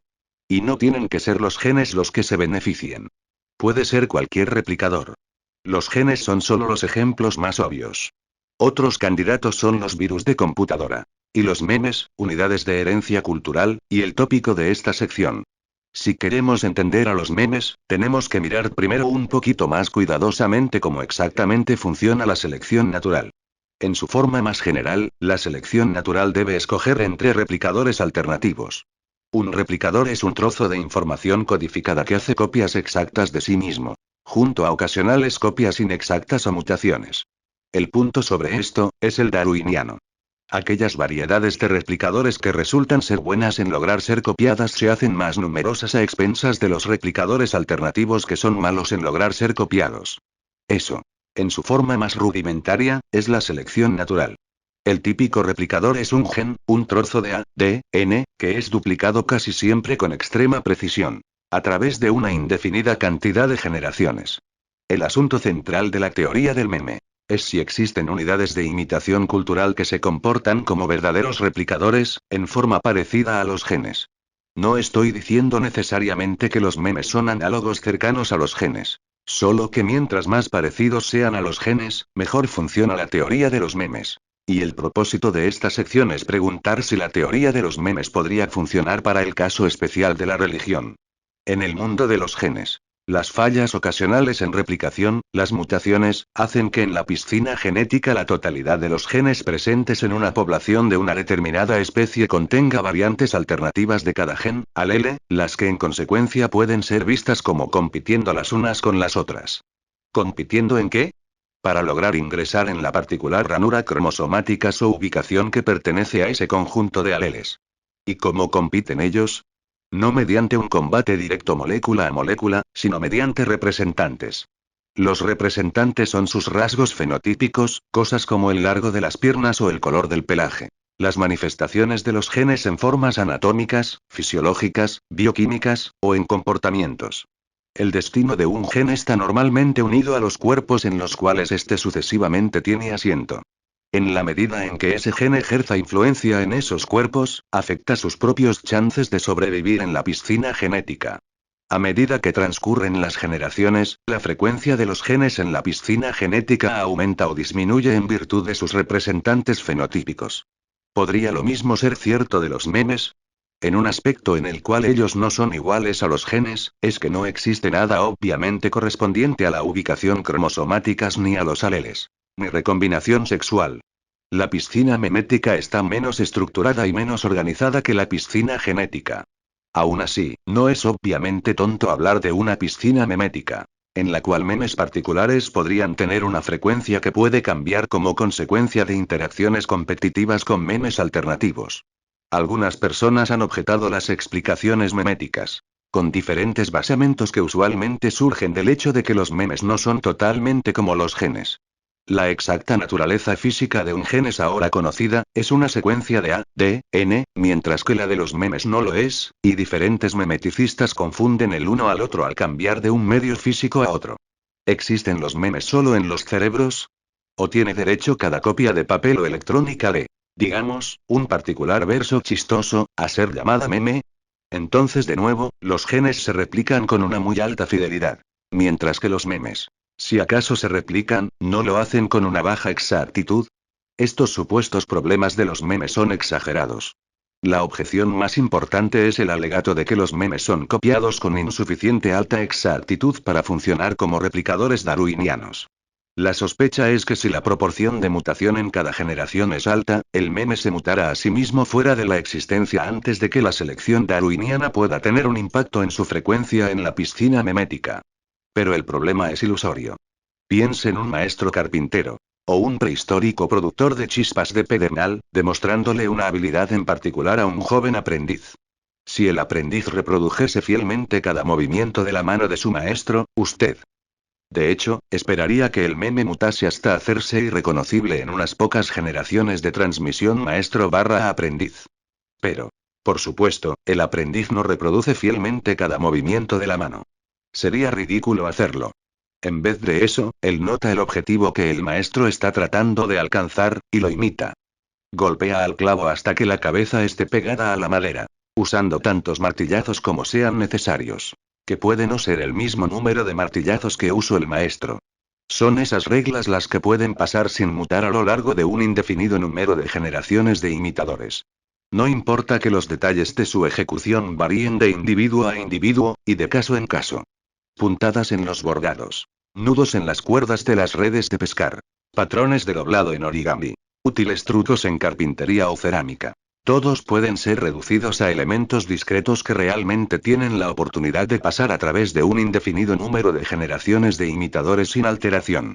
Los detalles pueden divagar idiosincrásicamente, pero la esencia pasa sin mutar, y eso es todo lo que se necesita para que la analogía entre memes y genes funcione. En mi preámbulo para el libro de Susan Blackmore, La máquina de los memes, desarrollé el ejemplo de un procedimiento de origami para hacer un modelo de un junco chino. Es un récipe bien complicado que involucra 32 operaciones de pliegue, o similares.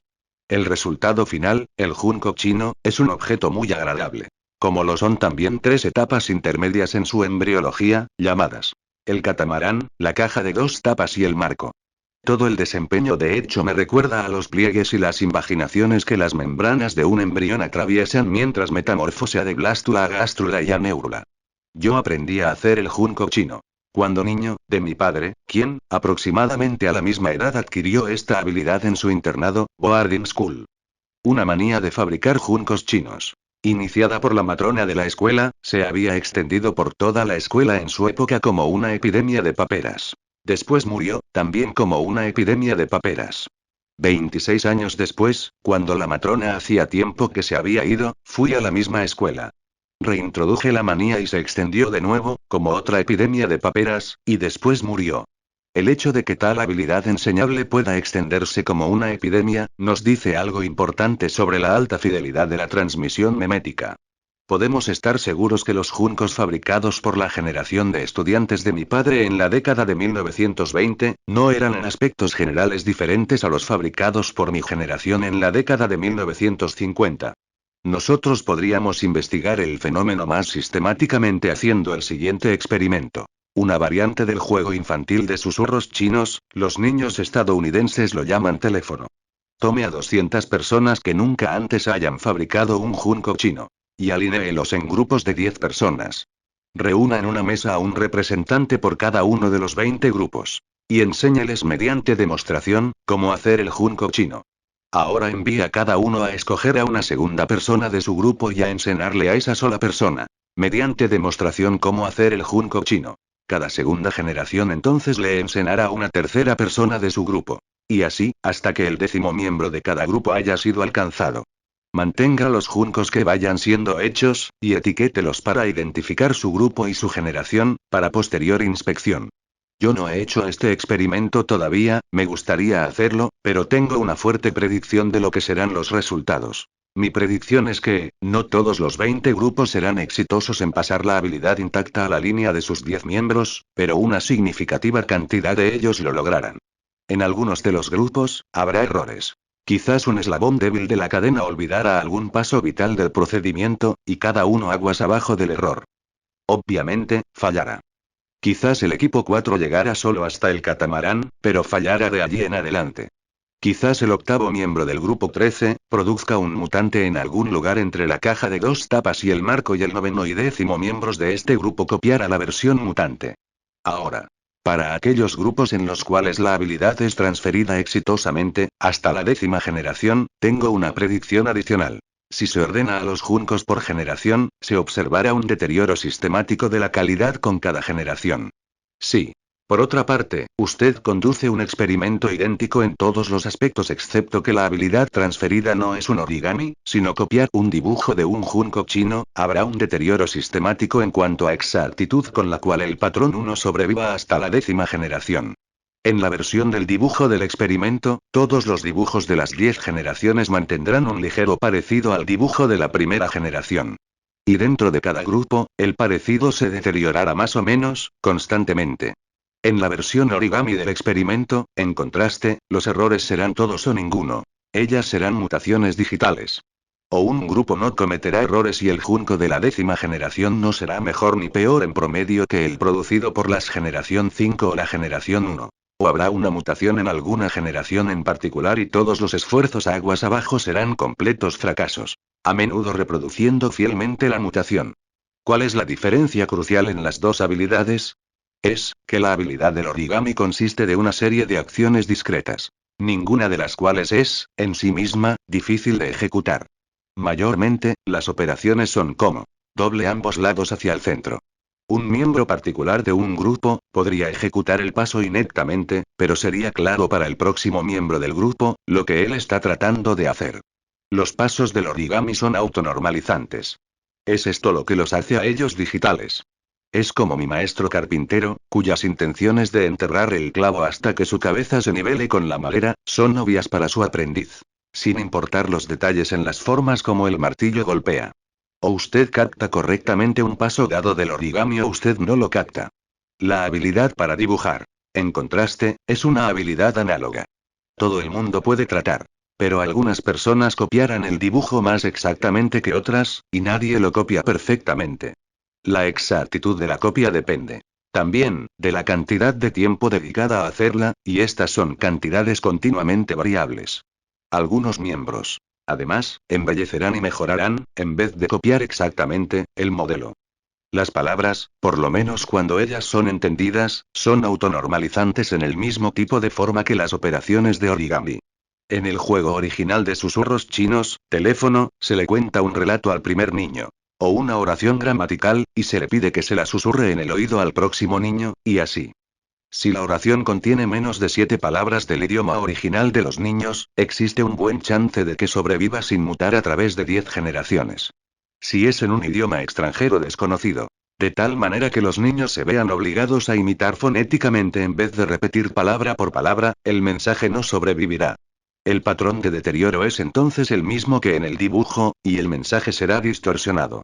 Cuando el mensaje tiene sentido en el idioma original de los niños, y no contiene palabras desconocidas como fenotipo o alele, sobrevive.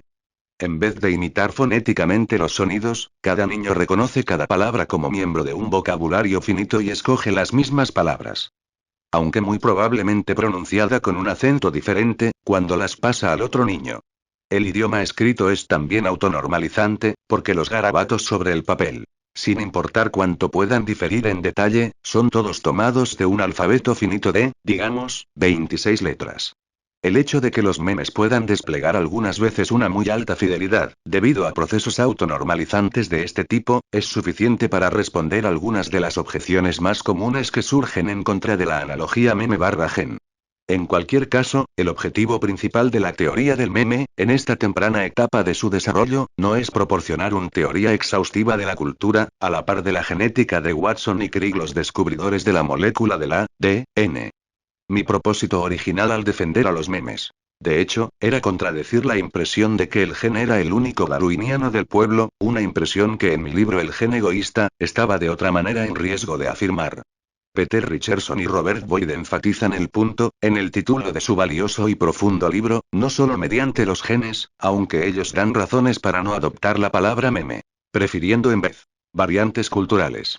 El libro de Stephen Shannon, Genes, Memes e Historia Humana, fue parcialmente inspirado por un anterior excelente libro de Boyd y Richardson, titulado La cultura y el proceso evolucionario. Otros tratamientos de los memes del largo de un libro incluyen a El meme eléctrico de Roberta Unger, El meme egoísta de Kate Distin, y Virus de la mente, La nueva ciencia del meme, de Richard Brody.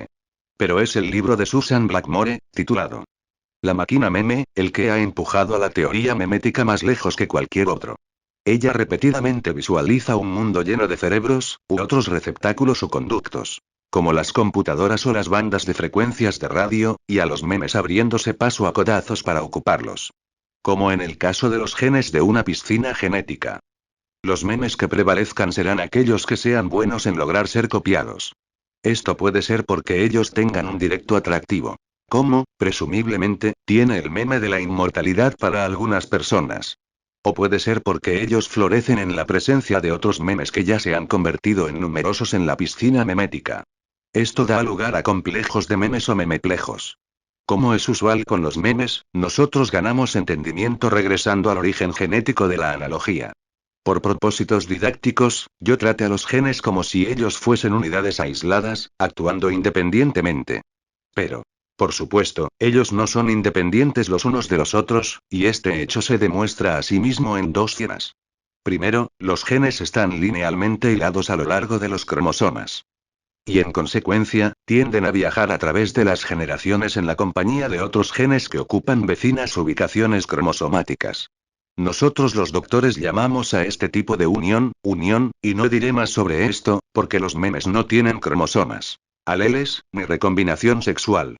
El otro aspecto en el cual los genes no son independientes es muy diferente a la unión genética. Y existe una buena analogía genética. Se relaciona con la embriología que, el hecho es a menudo mal entendido, es completamente distinta de la genética. Los cuerpos no están armados como rompecabezas de mosaicos de piezas fenotípicas, con cada pieza contribuida por un gen diferente. No existe una correlación uno a uno entre los genes y las unidades de anatomía o comportamiento. Los genes colaboran con cientos de otros genes para programar los procesos de desarrollo que conforman el cuerpo. En el mismo tipo de forma como las palabras de un récipe colaboran en un proceso de preparación que culmina en un determinado plato de comida. No es el caso que cada palabra corresponda a un tipo diferente de bocado del plato. Los genes, entonces, cooperan en carteles para construir cuerpos, y ese es uno de los principios importantes de la embriología.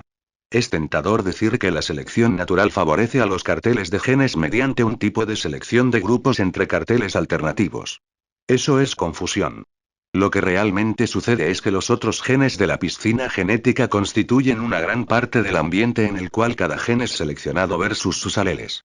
Debido a que cada uno es seleccionado para ser exitoso en presencia de los otros, que también están siendo seleccionados en forma similar, los carteles de genes cooperativos emergen. Nosotros tenemos aquí algo más parecido a un libre mercado que a una economía planificada. Existe un carnicero y un panadero. Pero quizás un vacío en el mercado de fabricantes de velas. La mano invisible de la selección natural llena el vacío. Eso es diferente a tener un planificador central que favorece a un trío de carnicero más panadero más fabricante de velas.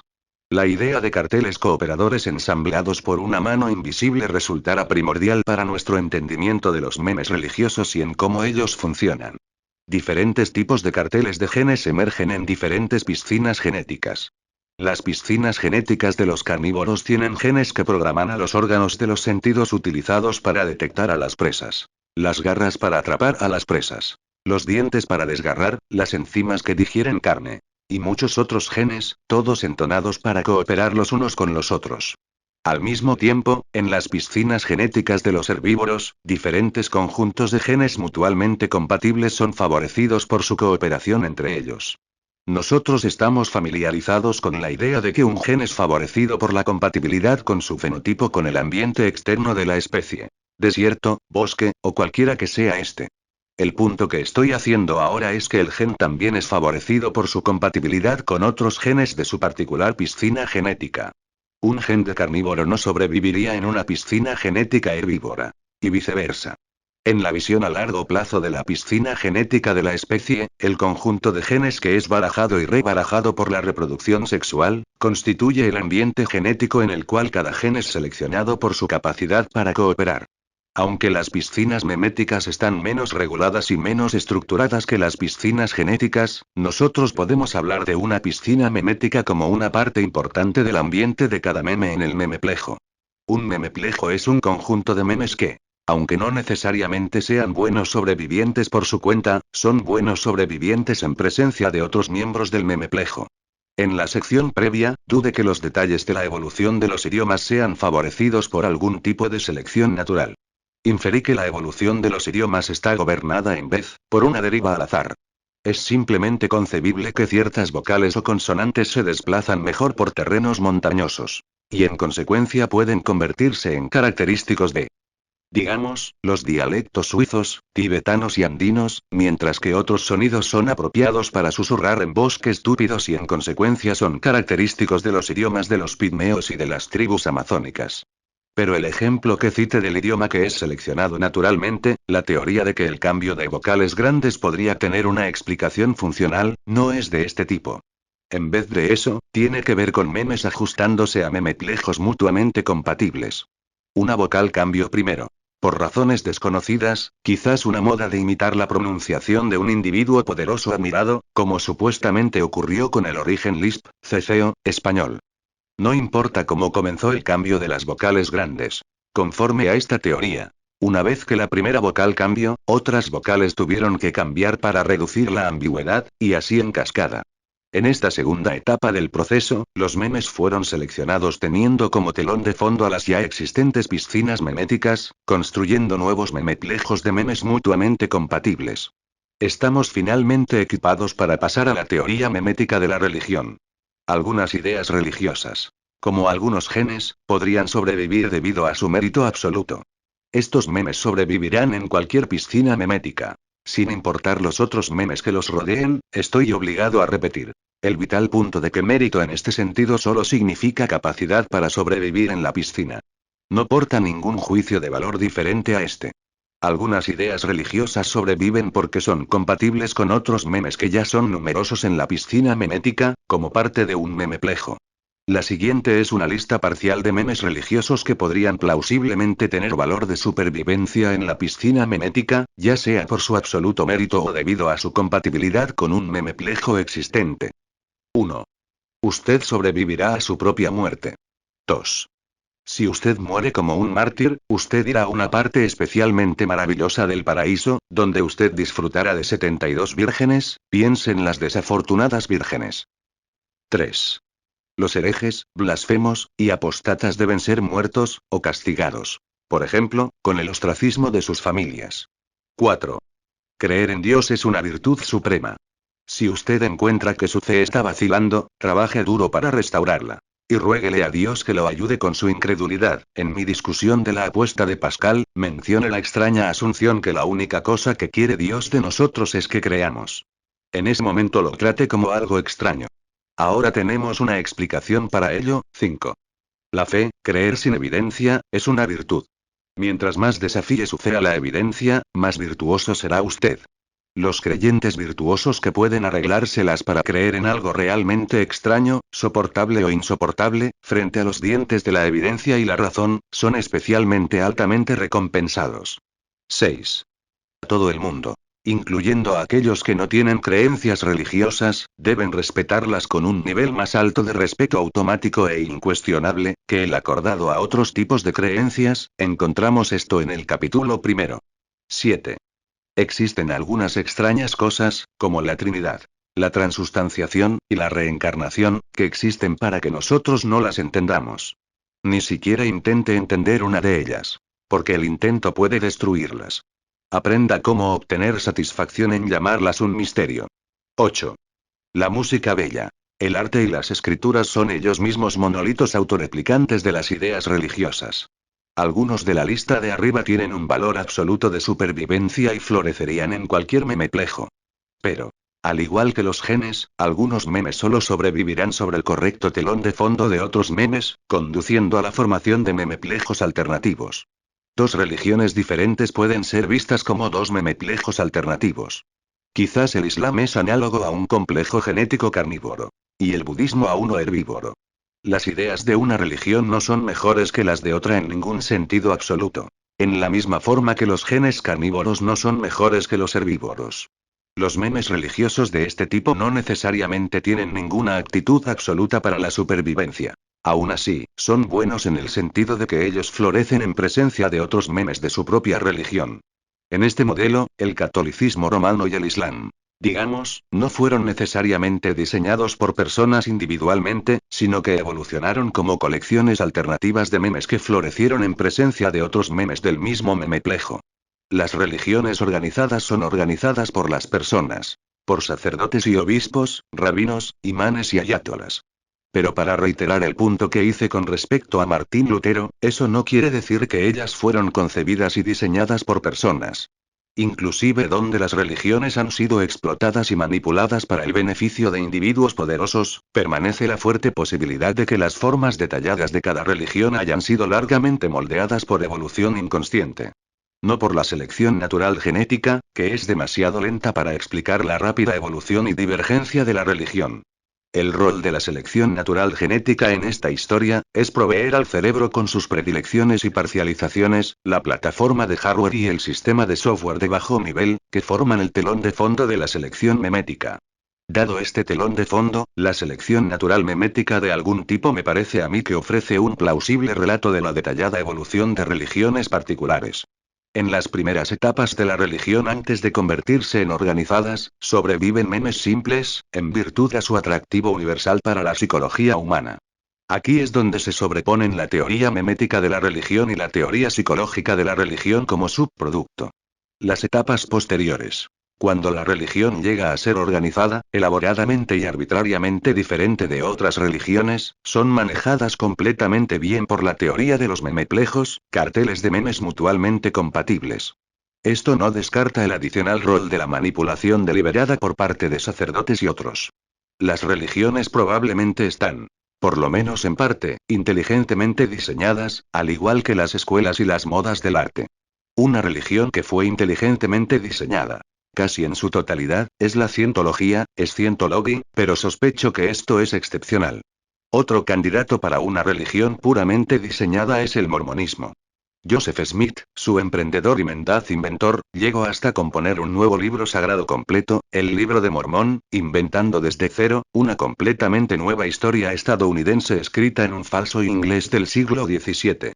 El mormonismo, sin embargo, ha evolucionado desde que fue fabricado en el siglo XIX y se ha convertido ahora en una de las religiones respetables de las mayoritariamente aceptadas en los Estados Unidos de América. De hecho, afirma ser una de las que está creciendo más rápidamente. Y se habla del lanzamiento de un candidato presidencial. La mayoría de las religiones evolucionan. Cualquiera de las teorías de evolución de las religiones que nosotros decidamos adoptar tiene que ser capaz de explicar la asombrosa velocidad con la cual el proceso de la evolución religiosa, dadas las condiciones correctas, puede despegar. Sigue un caso de estudio. 7. Subtítulo: Cultos de carga. En la vida de Brian. Una de las muchas cosas que el equipo de Monty Python acertó, fue la extrema rapidez con la cual una nueva religión puede comenzar. Puede rebotar casi de la noche a la mañana y después lograr ser incorporada en una cultura, donde juega un inquietante rol dominante. Los cultos de carga de la Melanesia del Pacífico y Nueva Guinea proporcionan el más famoso de los ejemplos de la vida real. La totalidad de la historia de alguno de estos cultos, desde su inicio hasta su fallecimiento, está contenido en la memoria viviente. A diferencia del culto a Jesús, los orígenes del cual no son confiablemente atestiguables, nosotros podemos ver la totalidad del curso de los eventos expuestos ante nuestros propios ojos, y hasta aquí. Como veremos, algunos detalles se han perdido. Es fascinante adivinar que el culto del cristianismo casi ciertamente comenzó en la misma piedra, y se extendió inicialmente, a la misma alta velocidad. Mi principal autoridad sobre los cultos de carga, es el libro de David Attenborough titulado Búsqueda en el paraíso, Quest in Paradise, que él me obsequió amablemente. El patrón es el mismo para todos ellos. Desde los primeros cultos del siglo XIX hasta los más famosos que crecieron en las postrimerías de la Segunda Guerra Mundial. Parece que en cada caso, los isleños fueron altamente sorprendidos por las maravillosas posesiones de los inmigrantes blancos a sus islas. Incluyendo a administradores, soldados, y misioneros. Ellos fueron quizás víctimas de la tercera ley de Arthur C. Clarke, que cité en el capítulo 2. Cualquier tecnología lo suficientemente avanzada es indistinguible de la magia. Los isleños notaron que la gente blanca que disfrutaba de esas maravillas nunca las hacían ellos mismos. Cuando los artículos necesitaban ser reparados eran enviados lejos, y nuevos artículos llegaban constantemente como carga en barcos, y más tarde en aviones. Ningún hombre blanco jamás fue visto reparando algo. Tampoco, de hecho, hacían ellos nada que pudiese ser reconocido como trabajo útil de cualquier tipo. Sentarse tras un escritorio a mover papeles era obviamente algún tipo de devoción religiosa. Evidentemente. Entonces, los hombres blancos hacían ciertas cosas que solo pudieron haber sido ceremonias rituales. Ellos construían altos mástiles con cables atados a ellos. Se sentaban a escuchar a pequeñas cajas que brillan con luces y emiten curiosos sonidos y extrañas voces. Ellos persuadieron a la gente local a vestirse con ropas idénticas. Y los hacían marchar de arriba a abajo, y sería difícilmente posible diseñar una ocupación más inútil que esa. Y después los nativos se dan cuenta que se han tropezado con la respuesta a este misterio. Estas incomprensibles acciones son los rituales del hombre blanco para persuadir a los dioses para que les envíen carga. Si los nativos querían carga, entonces, ellos deben hacer esas cosas también. Es asombroso que cultos de carga similares aparecieron independientemente en islas que estaban ampliamente separadas tanto geográficamente como culturalmente. David Attenborough nos dice. Los antropólogos han notado 2 brotes separados en Nueva Caledonia. 4 en las Islas Salomón. 4 en Fiji. 7 en las Nuevas Hébridas. Y más de 50 en Nueva Guinea, la mayoría de ellos completamente independientes el uno del otro. La mayoría de estas religiones afirman que un Mesías en particular traerá la carga cuando llegue el día del Apocalipsis. El florecimiento independiente de tantos cultos similares pero independientes, sugiere algunas características unificadoras de la psicología humana en general. Un famoso culto de la isla de Tana, perteneciente a las Nuevas Hébridas, conocidas como Vanuatu desde 1980, todavía existe. Está centrado en una figura mesiánica llamada John Frum. Las referencias a John Frum en los archivos oficiales del gobierno datan desde 1940. Pero, aun para un mito tan reciente, no se sabe con certidumbre si él existió como un hombre real. Una leyenda lo describía a él como un hombre pequeño con una voz aguda y cabello tostado y blanqueado por el sol, bleached air, usando un abrigo con botones brillantes. Él hizo extrañas profecías. Y se salió de su camino para instigar al pueblo en contra de los misioneros. Eventualmente, regresó a sus antepasados. Después de prometer una triunfante segunda venida, portando carga llena de regalos. Su visión apocalíptica incluía un gran cataclismo. Las montañas serán aplanadas y los valles serán rellenados. Los viejos recuperarán su juventud y las enfermedades desaparecerán, los hombres blancos serán expulsados de la isla para nunca regresar. Y llegar a carga en grandes cantidades para que cada uno tenga tanto como quiera. Más preocupante para el gobierno. John Frum también profetizó que, en su segunda venida, él traerá una nueva acuñación de monedas, estampadas con la imagen de un coco. La gente, en consecuencia, debe deshacerse de todo su dinero que esté en las monedas del hombre blanco. En 1941, esto provocó una ola salvaje de gastos. La gente dejó de trabajar, y la economía de la isla fue seriamente dañada. Los administradores coloniales arrestaron a los líderes populares. Pero ellos no podían hacer nada para acabar con el culto. Y la misión y sus escuelas quedaron desiertas. Un poco tiempo después, creció una nueva doctrina que establecía que John Frum era el rey de los Estados Unidos de América. Providencialmente, tropas estadounidenses llegaron a las Nuevas Hébridas alrededor de esa época. Y maravilla de las maravillas, esas tropas incluían a hombres negros que no eran pobres como los isleños, sino que ellos estaban tan ricamente dotados de carga como los soldados blancos. Una gran excitación abrumó a la isla de Tana. El día del apocalipsis era inminente. Parecía que cada quien se estaba preparando para la llegada de John Frum.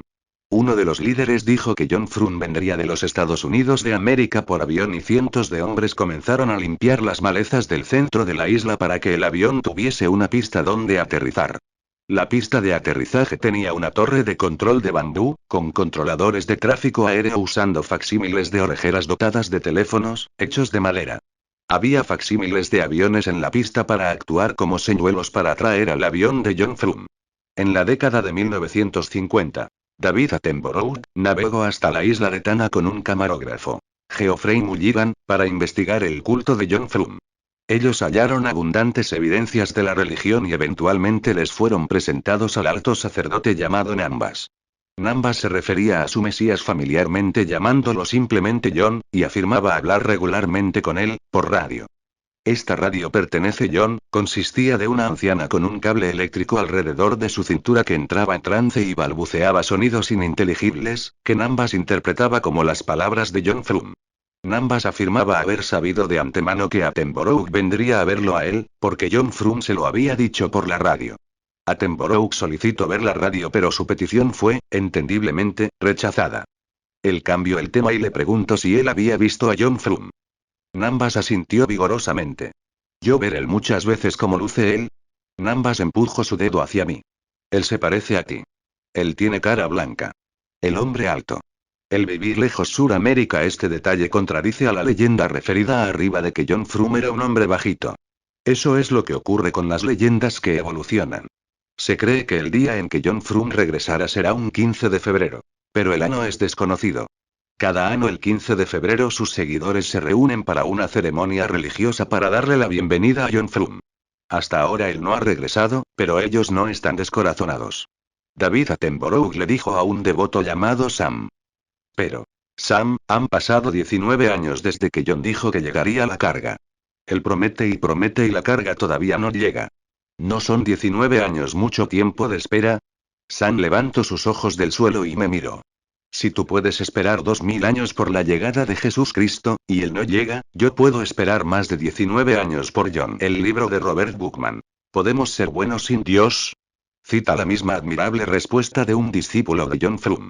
Esta vez a un periodista canadiense, unos 40 años después del encuentro con David Attenborough.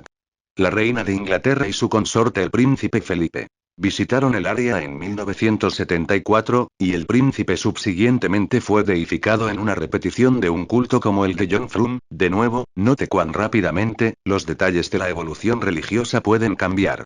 El príncipe es un hombre buen mozo que hubiera mostrado una imponente figura en su blanco uniforme naval con su casco emplumado. Y es quizás no una sorpresa que él, en vez de la reina, fuese elevado en esa ciudad.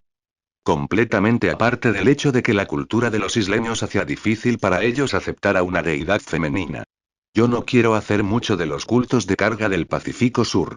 Pero ellos sí proporcionan un fascinante modelo contemporáneo de cómo surge la religión prácticamente de la nada. En particular, ellos sugieren 4 lecciones sobre el origen de las religiones en general. Y las estableceré brevemente aquí. Primero, es la asombrosa velocidad con la cual puede surgir un culto. Segundo, es la velocidad con la cual los procesos de oxigenación cubren sus propios pasos. John Frum. Si él existió, lo hizo dentro del período de la memoria viviente. Aún así, hasta para una posibilidad tan reciente, no existe certidumbre sobre si él vivió. La tercera lección. Surge de la aparición independiente de cultos similares en diferentes islas. El estudio sistemático de estas similitudes puede decirnos algo sobre la psicología humana y su susceptibilidad a la religión. Cuarto, los cultos de carga son similares. No solo el uno al otro, sino a otras religiones. El cristianismo y otras religiones de la antigüedad que se han extendido por todo el mundo, presumiblemente comenzaron como cultos locales como el de John Frum. De hecho, académicos como Geza Vermes, profesor de estudios judíos de la Universidad de Oxford, han sugerido que Jesús era uno de muchas figuras carismáticas que emergieron en Palestina en su época, rodeadas de leyendas similares. La mayoría de esos cultos desaparecieron. El que sobrevivió, en este punto de vista, es el que encontramos hoy. Y, a medida que pasan los siglos, ha sido afilado mediante evolución adicional, selección memética. Si a usted le gusta la forma de ponerlo. No si a usted no le gusta, hacia el sistema sofisticado, o mejor dicho, divergentes conjuntos de sistemas descendientes, que dominan grandes partes del mundo de hoy. La muerte de figuras carismáticas como Haile Selassie, Elvis Presley y la princesa Diana, ofrecen oportunidades para estudiar el rápido surgimiento de cultos y su subsiguiente evolución memética. Esto es todo lo que tengo que decir sobre las raíces de la religión. Aparte de un breve regreso en el capítulo 10 cuando discutiré el fenómeno de la niñez, del amigo imaginario bajo el encabezamiento de las necesidades psicológicas que satisface la religión. A menudo se piensa que la moralidad tuvo sus raíces en la religión, y en el próximo capítulo quiero cuestionar este punto de vista. Argumentaré que el origen de la moralidad puede ser el mismo, sujeto a una pregunta darwiniana. Exactamente como preguntamos, ¿cuál es el valor darwiniano de supervivencia de la religión? Podemos preguntar lo mismo de la moralidad. La moralidad, de hecho, probablemente antecedió a la religión. Al igual que con la religión regresamos a la pregunta y la reformulamos, así hallaremos que la moralidad es mejor vista como un subproducto de algo más.